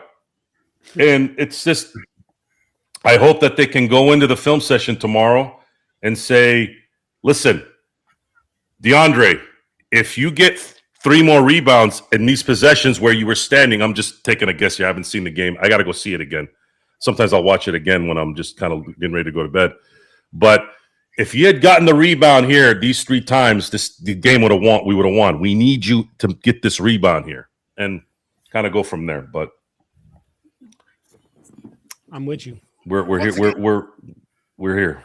We're next game, I guess. Next game. Next game indeed, which will be Monday at Sacramento. So, yeah, we're looking forward to that. But, again, great time here to be had despite the loss. Once again, the Lakers lose 105-101, fifth place at 23-13 in the Western Conference. Legend, let me bring it back to you. Appreciate your patience, my friends, going back and forth. Legend, again, with what's going out there. I mean, we saw Trae Young moved. We saw John Morant's name being put out there officially, according to Shams Charania, said they're exploring trade options. Again, Joe and I have vastly different appearances. And by the way, Corey Kispert does have years left on his contract, just to let you know. It's about $13 million a year, but you can just, let you know, there is actually not two contracts that are going to end, not two expiring contracts. It's just one when it comes to what Trae Young was traded for. But you're right. It was for a paltry thing. But again, that's where Trae Young's trade value, I think, is gone. And I don't think John Morant is going to get a whole lot better simply because the fact of what we're seeing. Young, small guards, Legend, are a problem at this point in time. They were actually something that a lot of teams were looking at investing themselves in. Quick, young guards, athletic guards that could get to the basket with ease. But as we've seen in recent years, it's been a little bit tougher for Ja at times, and his three-point shooting is absolutely atrocious. Where is he going to go? And you want to add on to that, the other major trade piece that everybody's talking about, just found out in street clothes, AD. I mean, we talk about Luka. Okay, Luka, bad game, terrible game. You know what? But he is still on the court, and AD is. Yeah, I mean, making that trade look worse and worse as time goes by. But, John Morant, I wouldn't trade too much for him, just me, because of he losing the athleticism, so that's already beginning to fade. Can't shoot that well. You kind of begin to remind me of Russell Westbrook a little bit with some style of play of the game starting to fade. At this point in his game, he got to figure out a way to learn how to advance his game without having the athleticism to rely on. But like Joe said earlier, if you're gonna give him to me for free, yeah, I'll take him at that point. But I'm not gonna give him my draft picks and stuff. No, I'm not gonna do that. But the AD part, this is why I tried to tell my buddy out there who was like, "Yeah, the Warriors should go get him or the Hawks." No, we do not want AD. I'd rather be broke and be out here in the street struggling if I do that. I don't want $64 million in his last year, and then he wants an extension on top of it. Nah, he didn't want to protect himself. Deep down the career is probably over with. You done. You can't stay healthy. It's getting worse, it look like, as time goes by. I don't even think he's 35 yet, so you're breaking down this much now. It's going to be 33. I don't even know if he'll make it to 37. But, I mean, I'm just being honest. I don't know. He can't stay healthy now. I don't know if he'll make it to 37. I mean, I don't know. He might be lucky to get to 35 at this point. But, I wouldn't trade a bag of chips and water for him. No, I'm good, man. So, John, if you're like me, you get a lot of people inundating you with their trade ideas, and I see them through and through.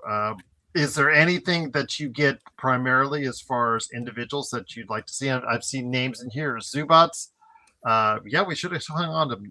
If we wouldn't the irony be that we actually would have to pay a lot more for Zubats? But I'm sure that the Clippers if they're going to trade him, they're going to trade him for probably trying to get 2 firsts for him would be my guess at this point in time because of how valuable he has become. I didn't say they get it, but I know that they'll probably be asking for it if that's the case. But when it comes to what the Lakers need, John Morant and Anthony Davis, I don't think they're at the top of the list. But who is when they talk to you out on your different social media channels?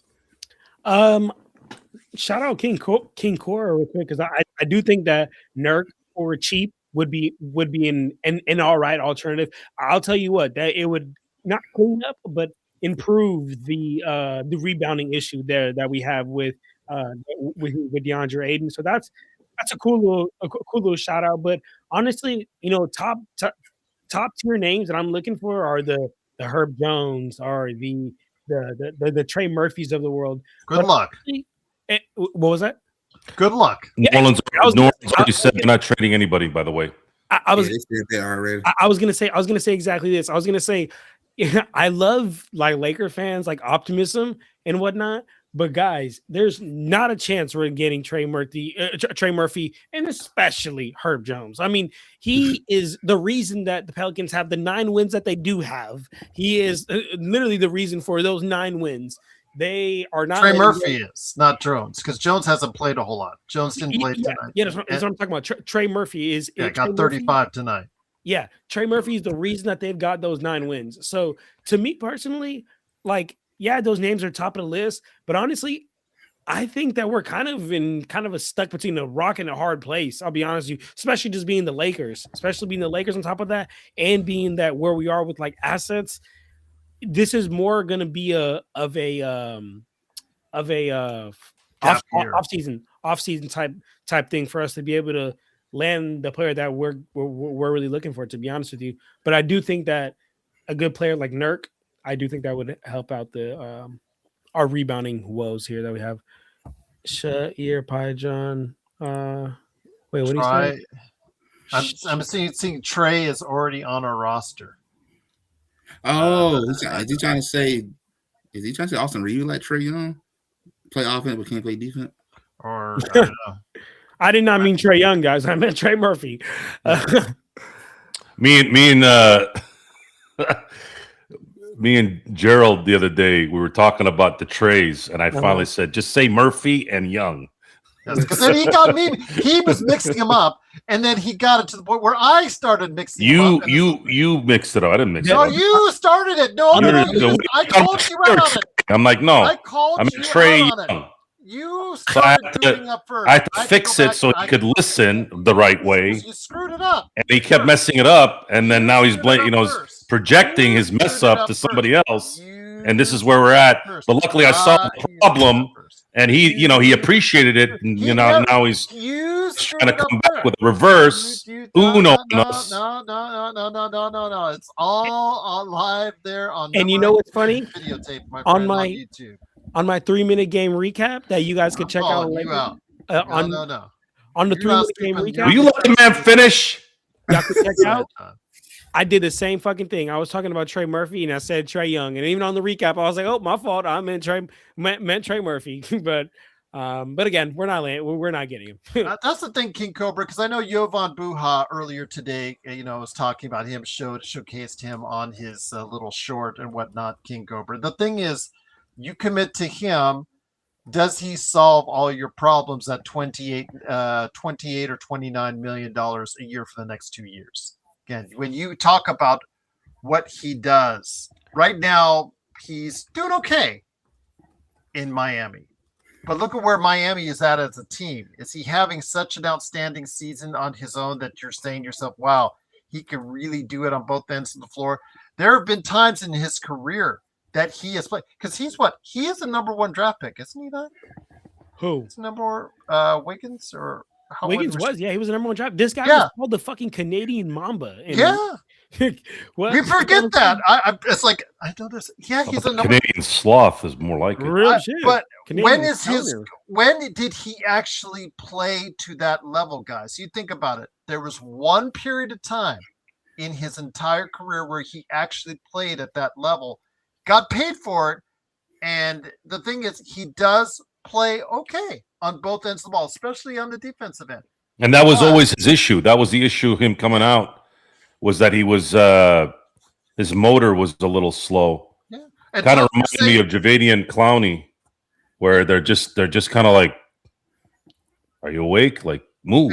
And Tough, you're saying he's not going to get the rebounds. He did when in that drive towards the finals. He was incredible.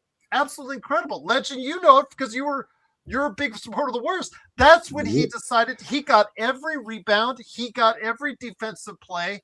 He hit enough on the other end. He was incredible. But the problem is, what do you have now all these years later, Legend? Yeah, I'm sure you still keep an eye on him. You're committing probably to expiring players to get him. I don't know. Is he going to be someone that's going to anchor your defense for the next 2 years to come? Because he's really not doing it now for Miami. I mean, if you're looking to try to get that weekend that we had when we won in 22, Probably not going to get that. He's That's doing wishful thinking. okay. No, Just he like does Miami. okay. They're doing okay. No. I just wouldn't invest a lot into him, but I just don't know which Wiggins are you going to get. Yeah, You're because gonna that get a number decent one Wiggins you've only got at your finals run, Lich. Yeah, that was the best version we saw the entire time. After that championship run, yeah, crash landing. Yeah, but King Cobra, okay, you say if you can get him for Rui and Gabe for sure. Pat Riley's going to want a pick out of you. He's going to want a number one out of you. And that's the thing. It's not just the expirings. He's going to say number one. And you're saying, well, why didn't Trae Young that elicit the number one as far as it's concerned? You know, that is just a bad situation that they wanted to get rid of. Miami does not have that same type of situation. But as Legend saw with Golden State Warriors, he was out with personal reasons for, was it half the season? Yeah, about half the season. Yeah. So again, I just don't know. He again, $30 million close to it, John. I don't know if you want to commit to that for the next 2 years when it comes to Andrew Wiggins. Man, I love NBA player. I love the NBA, but it's crazy how just like NBA players just get to live life like as a fucking cheat code. Can you imagine you just went to your job and you're like, hey guys, I need like a couple of months for just some personal reasons. They'd be like, oh, okay, cool. Sign your here's your last paycheck. I'm telling you, you'll be replaced by tomorrow. Right. Like that shit is so crazy to me how NBA. And I'm assuming he got his contract paid in full. I don't know. Oh, for sure, didn't miss a paycheck. And irregardless of what he's got going on, like even if it's like the most crazy, sad situation is going on, I'm sorry, man. I feel for you, but like. couldn't a regular human couldn't fucking do that.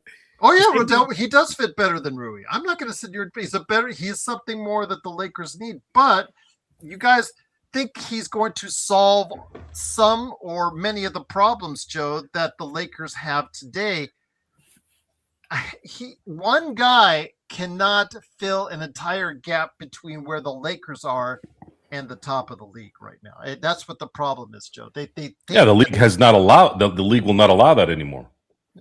You have to be extremely. Andrew Wiggins tomorrow. Let's say we get Andrew Wiggins tomorrow. He does not close that gap for us. I mean, well, we don't have to see Gabe Vincent again. We don't have to probably deal with Vanderbilt at the end of games. It would be I trust Wiggins to hit open shots more than I trust anyone else, and he can play defense. So he would be a huge upgrade.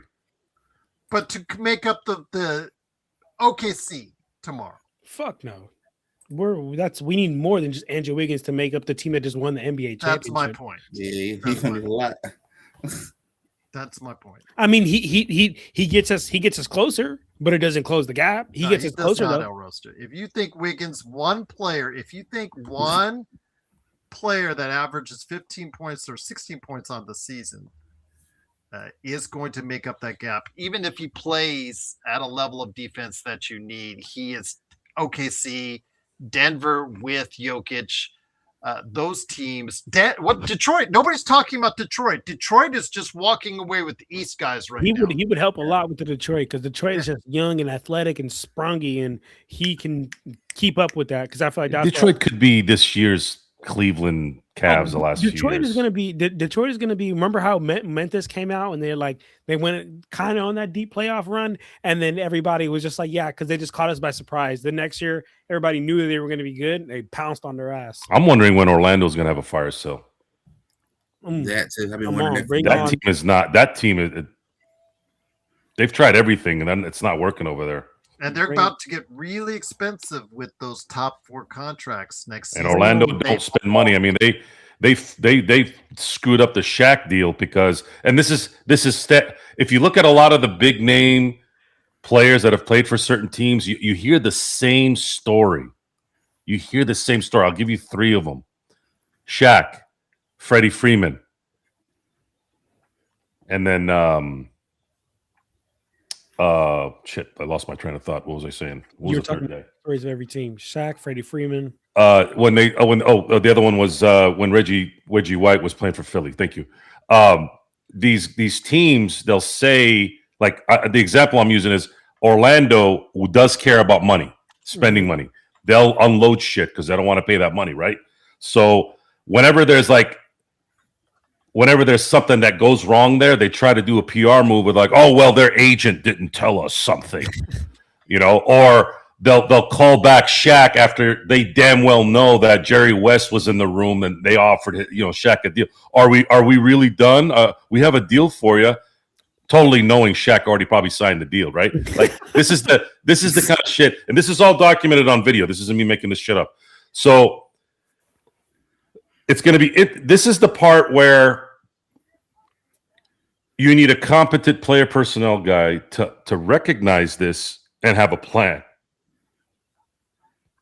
And sometimes the plan that the rules say is sometimes is a workaround. That's part of your job. That's why there are good lawyers and there are bad lawyers, right? I was watching a documentary today about the Seattle Mariners and the '95 Mariners, right? And if you guys, I know a lot of you guys don't remember that, but that year it was one of the best. Like Ken Griffey was on that team, Randy Johnson, like all-time greats on that team, and it was a very fun team to watch. That team, because it succeeded so well, was able to stay in Seattle. If that season didn't do what it did, there would be no Seattle Mariners right now, right? But during that year, they were having a vote to approve a publicly funded stadium. It didn't pass, but then the excitement and the Ken Griffeys and the A-Rods and all that on that team, the mayor or whoever was in charge, they said, "Hey man, we can redo this and we have another way to go about this," and they did. And they ended up getting Safeco, and the rest is history. So the Lakers don't have that guy. They don't have – you know what Dr. Buss used to say back in the day when it came to the Rick Foxes, the Robert Ory's, the Shaqs, when it came to getting those guys? Oh, well, I don't know, Dr. Buss. We're kind of over the cap and, this, and that. It's like, we're going to have to do this, and that. Well, don't worry about it. We'll figure that out. But just get this guy to commit, and we'll figure out how to work that later. There is none of that with this team. They don't have that skilled guy. So after this year, part of my excitement about this year going and finishing is I want someone to rework front office stuff. You all know what that means. Juan says he's looking at results, Joe, because he knows that you love results. Luka, no defense and whining and crying in the soft as hell. Bad game by Luka today. I'm not going to sit here and defend him. But again, if we didn't have Luka right now, what would we have? We'd have a street closed for a center and a role player in Christie. I know that would Juan, you're starting to sound like Edelson over there in Dallas. Maybe Nico Harrison? Are you Nico Harrison? Are you Nico in the chat? Mm-hmm. Nico, come on, man. How well is Dallas doing right now? Luka destroyed everything. Luka destroyed everything. Luka is the foundation of the next great Laker run. Honestly, guys, I think we should. I'm gonna be honest, Gerald. It's totally your call, but I think we should just start ignoring those comments. Like that's like saying LeBron James is like the worst basketball player of all time, or that's like saying Jordan and Kobe and LeBron like aren't top 10 players or something like that. It's just it's just King a blasphemous put comment. something out like that, though, John. You got to ask yourself, okay, what is the basis of that? Because you're not making There's no that basis statement. behind saying Luka destroyed everything when Luka Doncic is an MVP this season and is the best player probably ever had on our team since 6 Kobe years and LeBron. ago. They won a title in 2020. What did they destroy? They are a playoff team right now. They've been a playoff team before. Nothing has changed. The problem is now you have a player that you have to build around, and you have to put the proper players in place in order to do so. And the Lakers just do not have that. Rob Pelinka decided to save his money for 26, possibly 27, and in doing so did not get the kind of players that he needed to build properly around a Luka Doncic, which is obviously what you guys are seeing. And again, Luka had a bad game today. I'm not going to sit here and tell you guys differently, but to say Luka destroyed everything without backing it up or putting any credibility behind it, it just reeks of you guys, because we got a lot of haters. We got a lot of Luka haters in this group, and that's fine if that's your opinion. That's you're still here, and I truly appreciate you being here. You've got to give us points on why, because it just looks so bad that Joe and I and John and Legend can tell you for 10, 20 minutes why Luka is a great asset to this team. And you guys just tell us in one sentence that no, Luka's just not going to. That's just. We're I'm not here. entertaining that dumb thought anymore. Yeah. But So- yeah, I said if you're upset about something and you want to get it out today, get it out. But you can't sit there and get upset at Luka for having what might be maybe his second bad game of the year. and still had 24 points. Right? It's just sometimes stuff don't go right. It's just what it is. You can't. And Luka is not fat. He's in very good shape. That shit is so Matter annoying. of fact, I think he's injured and he's been playing through it. So and people saying that it's so annoying. Like Luka Doncic, no, Luka's not fat, y'all. Like he's going through an NBA season. Like throughout an NBA season, he is not allowed the time to get in shape of how he was in the offseason. He had nothing to. I'm sure he had other things to do, but nothing to do besides get in shape. That was his NBA, y'all. Like I promise And you. yes, King Cobra, we do have a chance to end up still second or third, but the Lakers, again, they don't have enough talent on this team to face OKC in a series and win. Let's just be real. Let's just be honest with you guys. they get a rebounder, it could change things. They need more than that. They need more depth. They are just depleted, Joe, after player number 5 on this team. And it's just clear when the Lakers have to move their top reserves into the starting lineup, there's just nothing. The cupboard is bare. The cupboard is bare. And it's just that simple. But Guys, the toilet is calling for me. I'm about to go and drop all the right. off But the don't toilet. forget John's 3-minute report before you pick up that phone. But it is John at, of course, Lakers Corner. Yes, check me out, guys. Lakers Corner.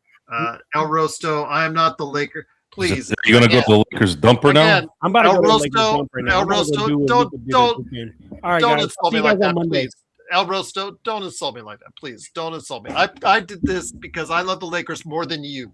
I love the Lakers more than you ever will, El Rosto. I was born a block and a half away from the Forum. This He is said your something- mama ain't got no I was nipples. born with purple and gold in my blood. I started this channel. That's an insult. Insult right there, El Rosso. So don't ever say that to me because I created this channel, but I'm not going to lie to you guys. You guys want lies. You guys want happiness. You guys want flowers. You go to those other stations because they'll give you that, but they'll give you a bunch of BS and you guys will be all pissed off at the end of the season. Why didn't you tell me differently?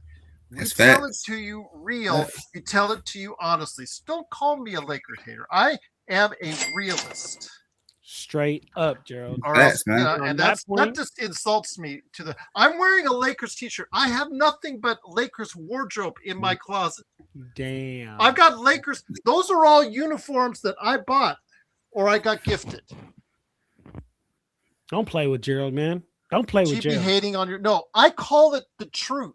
It's not hating because it's the All right, truth. my asshole can't keep holding this anymore. Yeah, I yeah. really What's think the matter with you, Oh, man? Just Pick go. up that phone. Pick up Hey, that go take phone. care of your business, man. There you go. There you go. But no, El Rosto, they're my Lakers more than they are yours because I call it like it is. But if you don't want to, you want to deny, you want to go on your Vando Hill, stay on your Vando Hill. Why are you El roasting Gerald right now? Yeah, El Rosto. It's just again, I created this Vando is channel the because truth. I love the Lakers more than you, El Rosto, Oh, and I man. love the Lakers God more damn, I than need a you drink, man. ever will. It's because He's a good at he this can't point, man. handle. I guess if he's the El truth, Rosto- everybody's a liar. El Rosto cannot handle the truth about Vando Hill. Hey, look, guys. Come on, look. Vanderbilt is an enigma. He always is and always will be El Rosto. You will not see the mistakes he makes down the stretch or the fact that he can. How many rants does Joe have to have about him catching a ball before you understand and get it? There was a reason why he was in the doghouse and didn't play games, El Rosto. That's a get good it. one, Mark. Get it? Yes, someone I would instantly. Yes. Yes. Someone for someone. Yes. Hopefully someone competent again that would give you everything you need that Vando cannot. I would give. Would you guys give up assets to give up? Hell no. That's for a first rounder for that. No one wants Vando. I still love you too, but don't ever call me a hater. Don't ever call me a Laker hater because again, I'm wearing the shirt. I do this show. I started this channel. And I've been doing this for 1,500 episodes plus. So don't tell me I'm a Lakers hater because I love the Lakers more than any of you out there. But Except me. Lies? No, including you. Especially including you. Because you even said the Steelers are your favorite team. Yeah, you said the Steelers are your favorite team. I love the Lakers more than anything. No, you said the Steelers. I got that on Memorex videotape on YouTube. Hey, look, I got the hat, right? See the champions. Yeah. You're so good, Joe. I got that with the hat. I got the Lakers. I've got 20 of them. Hey, I don't. That's not my business. So what? I win every time. Got nothing to do with me. Vander will hit a game winner. Vander will either hit a game winner or will go 2 feet short and 2 feet to the left because that's Vando shooting the ball. But again, great effort today. Great effort today from him. I even give him the compliments, El Rosto, and you still don't see that. Great effort, but again, it's not a question of him if. It's a question of when. Like with Marcus Smart, it's a question of when he's going to make that boneheaded mistake during the course of the game, Joe. We've said this before. It's always a question of when. It's not if. And it happened. He dropped the ball out of bounds. He had the ball on an offensive rebound and he dropped it out of bounds. But it's not just him. Okay, that's one play. LeBron, 2 plays down the stretch, didn't execute. The Lakers, for once, didn't execute down the stretch, and it cost them. But Rodell says, they didn't lose the game in the first half. Well, when you're constantly down like the Lakers are in the first half, guys, eventually it's kind of bite you in the ass. And today it did. Actually, they did lose in the first half. They were outscored 37-27 in the second quarter. In that second quarter, yeah. But Rodell says, the beacon. I think Rodell lives in a place somewhere. I don't know where, but where maybe he talks and everyone just says, that happens. Yeah, because people are not confrontational. They'll just nod and yeah. Mm-hmm. And maybe he's used to that environment. He's not used to somebody coming in saying, wait, what was that? What did you say? What? Wait, you said this and then you said this. Well, which one is it? You can't have both.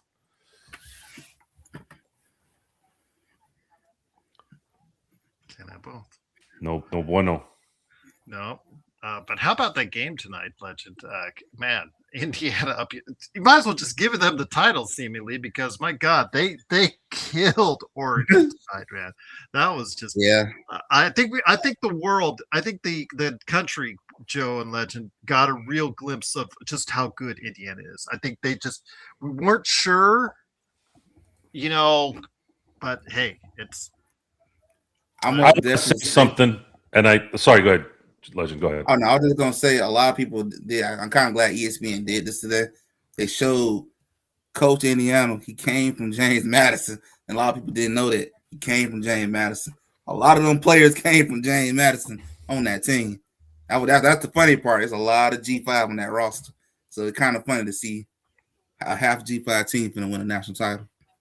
Yeah, Ole Miss got that pass interference call, and it kept the drive alive, and. Yeah, I feel bad because I really wanted Ole Miss to win. I like that story, especially after Lane Kiffin hung them out to dry. I felt bad for them on that one. Yeah. I really did. I felt bad because it became a possession at the last second win, which happens in the NFL a lot.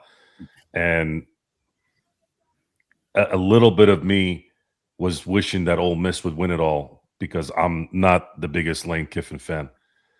And props to the tree. Props to the tree. The fucking oak. Nick Saban. He won a national title no matter who won the last 2 days. That's crazy. That is a crazy. So me being me being someone that loves the NFL, except for Roger Goodell,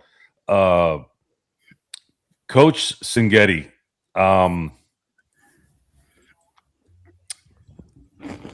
I am very, very curious on when Alabama's going to be calling him.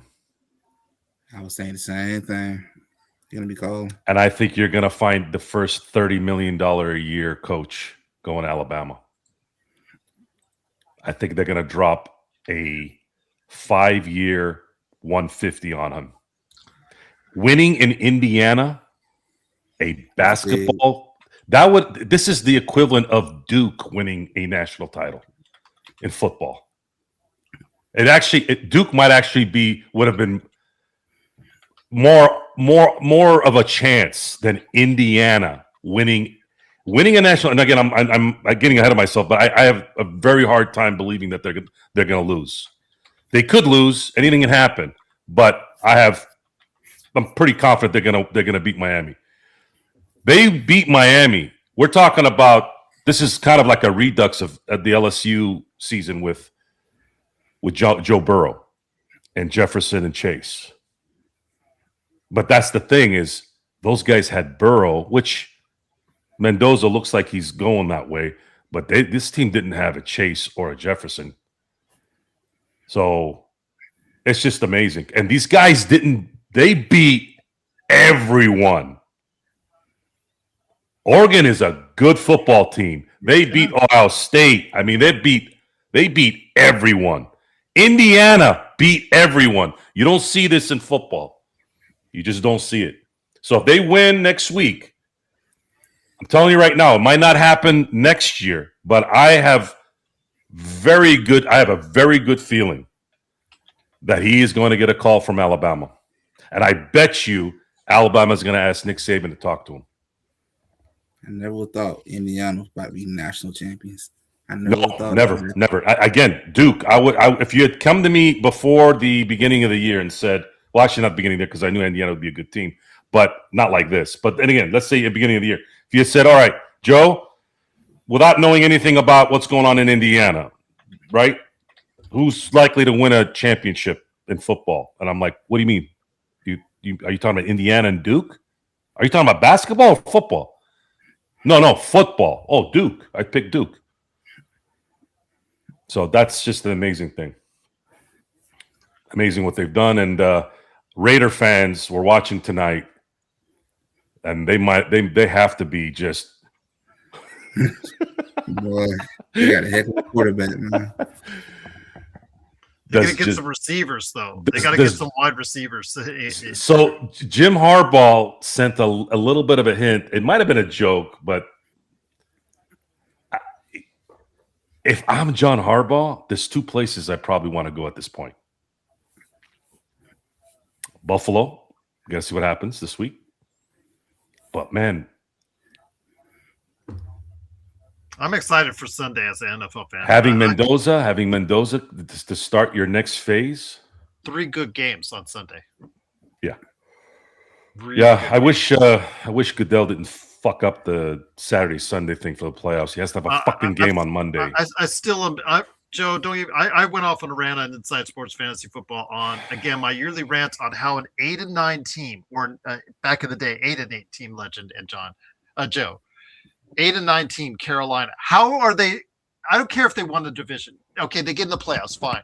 But why are they hosting against the Rams? Why are they hosting? That makes no sense. You didn't even break 500, and you're hosting a playoff game. And that's just crazy. It doesn't matter. Rams are going to. They should wipe their ass. Should. It's a 10.5 point spread, but I've seen crazier things happen. Well, then if that is, then they earned it. Same thing happened with Seattle and New Orleans 15 years ago. They were 7-9. Seattle was 7-9, and then Marshawn Lynch decided to run over the entire state. They're going to be loud and crazy in Carolina on Saturday. That's all I'll say. Well, I'll be surprised if Panthers pull that off. Yeah, you and I both. But We'll see what happens. But again, the Lakers, they lose 105-101. The next game is on Monday, guys, against the Sacramento Kings. So we'll see what happens. But yeah, the trade rumors are starting to heat up. Although one trade target, Legends, counting his blessings.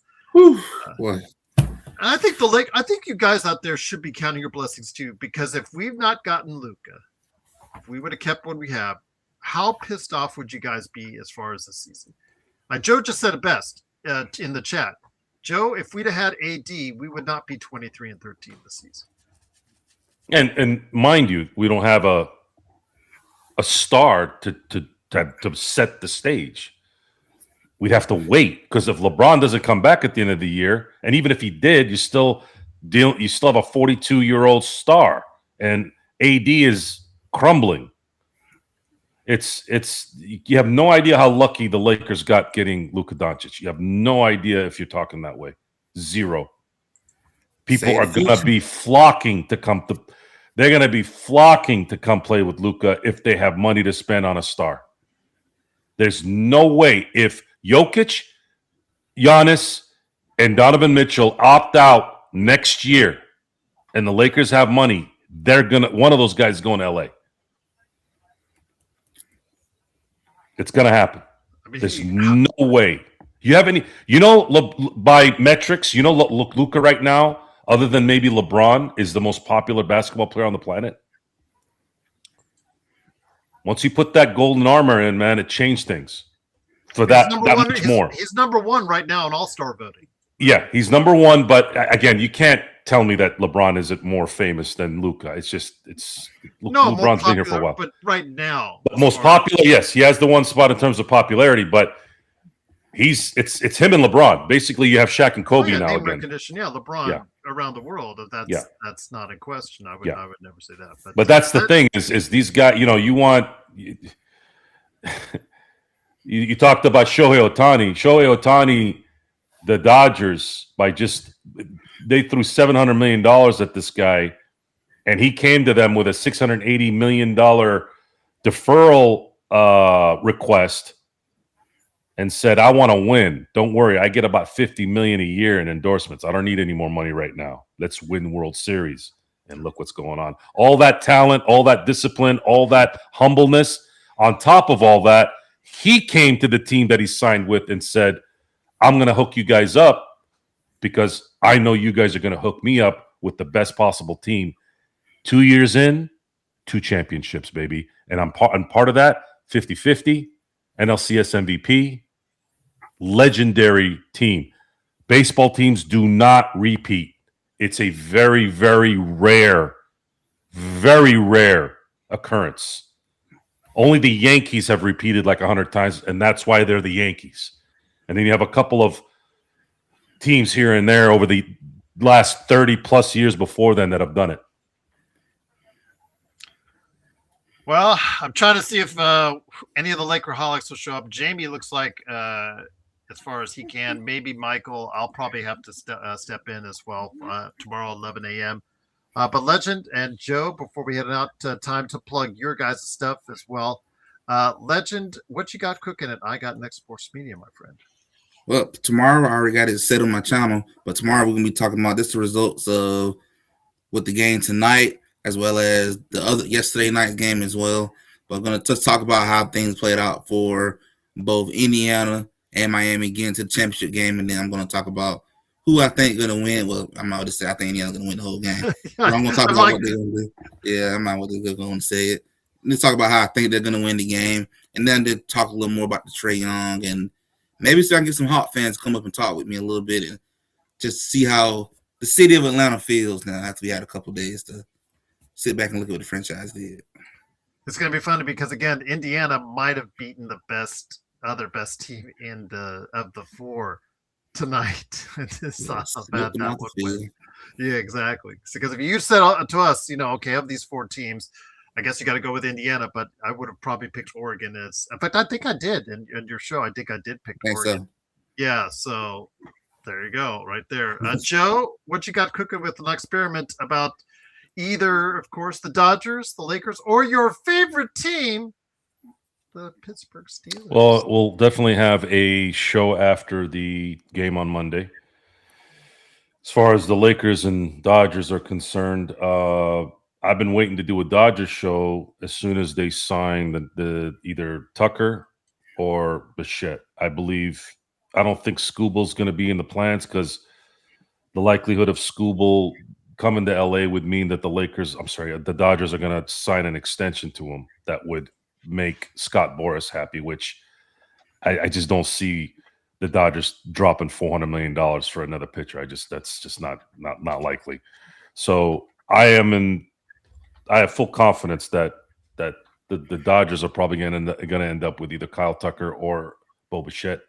And when that happens, that show's going to be a good one. That'll be probably as soon as I find out. I'm coming to the studio and we're going to be talking about it. But definitely going to have a show after the game on Monday, regardless of the results. And in between then, we'll do our best to entertain you with some Laker talk and things like that. Let's hope the Mike Tomlin rant will come later. Well, the thing is, here's the thing with the Mike Tomlin rant.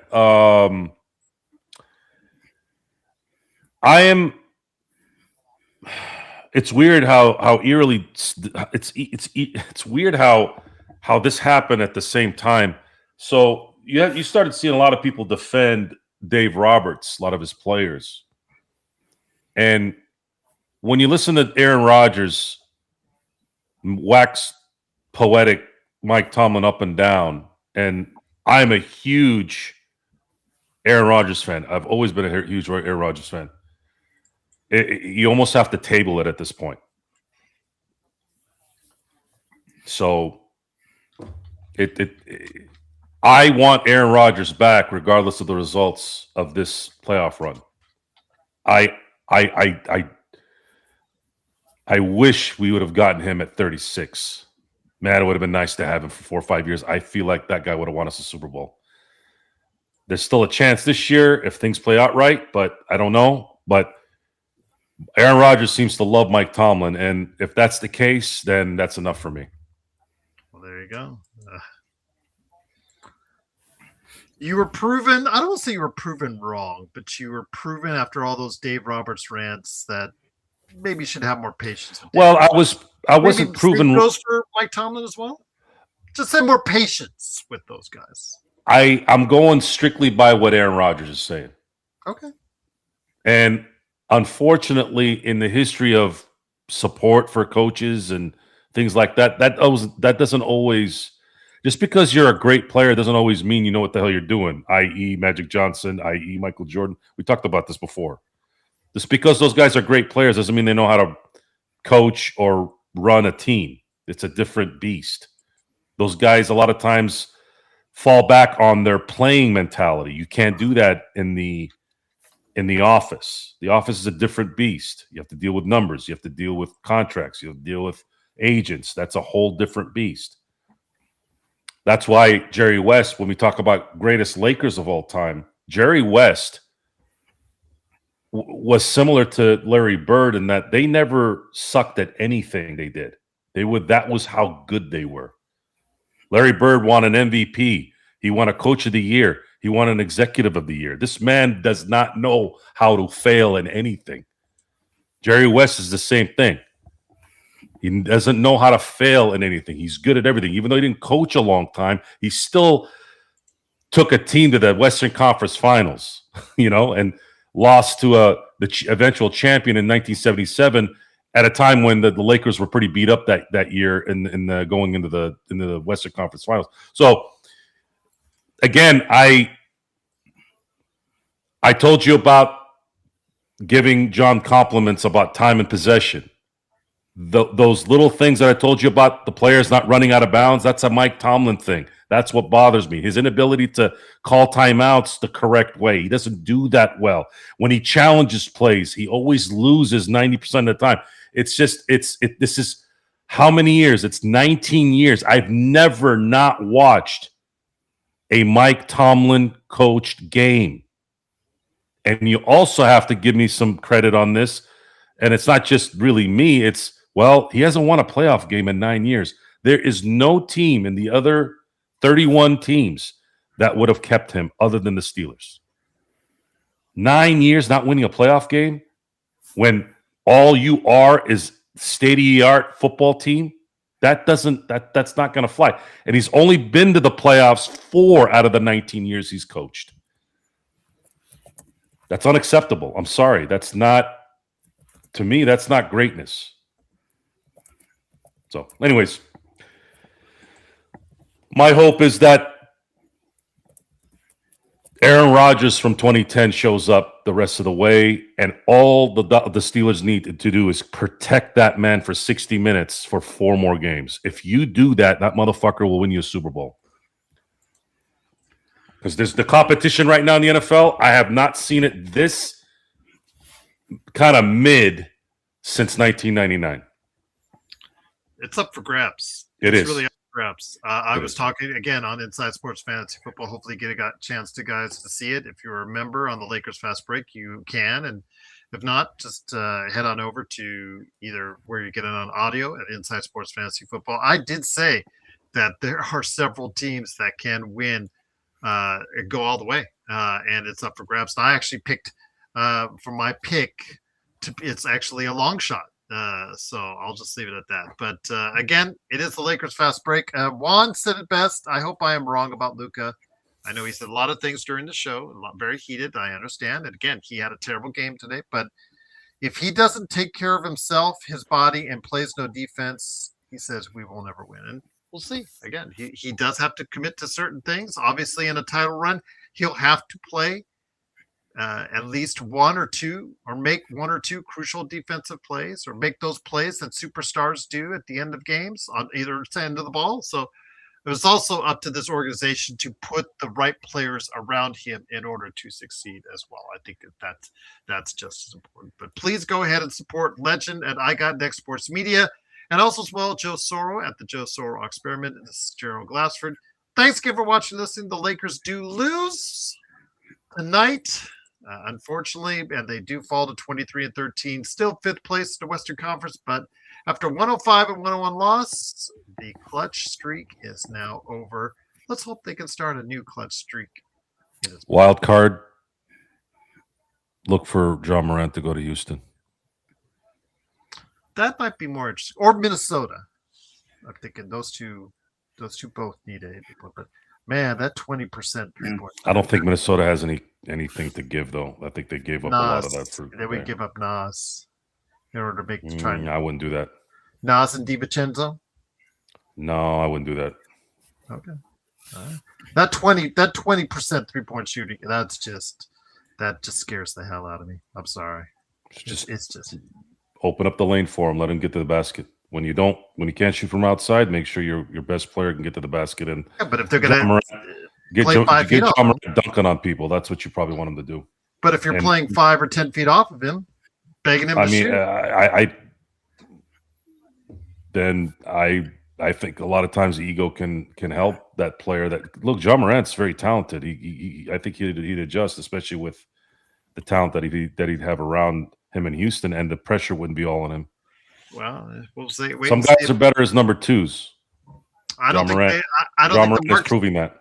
Well, I don't think the market's very high, and I don't think the return for him is going to be high either. And I think then Houston will. If Houston gets him, then everybody's in trouble at that point. There could be a problem there. We'll see what happens. But once again, it's Legend from I Got Next Sports Media. I Got Next Sports Media, and also the Experiments, Joe Soro as well. Thanks again for watching this thing.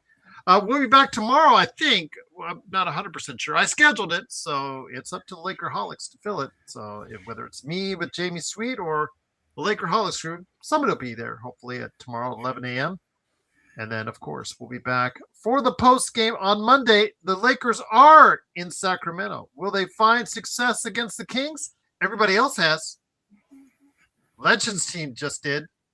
So hopefully the Lakers will get back to their winning ways in Sacramento, and we'll find out right here on the Lakers Fast Break podcast.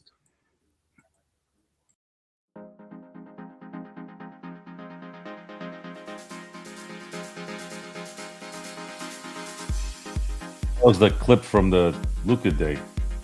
I just noticed that. I snuck that in there.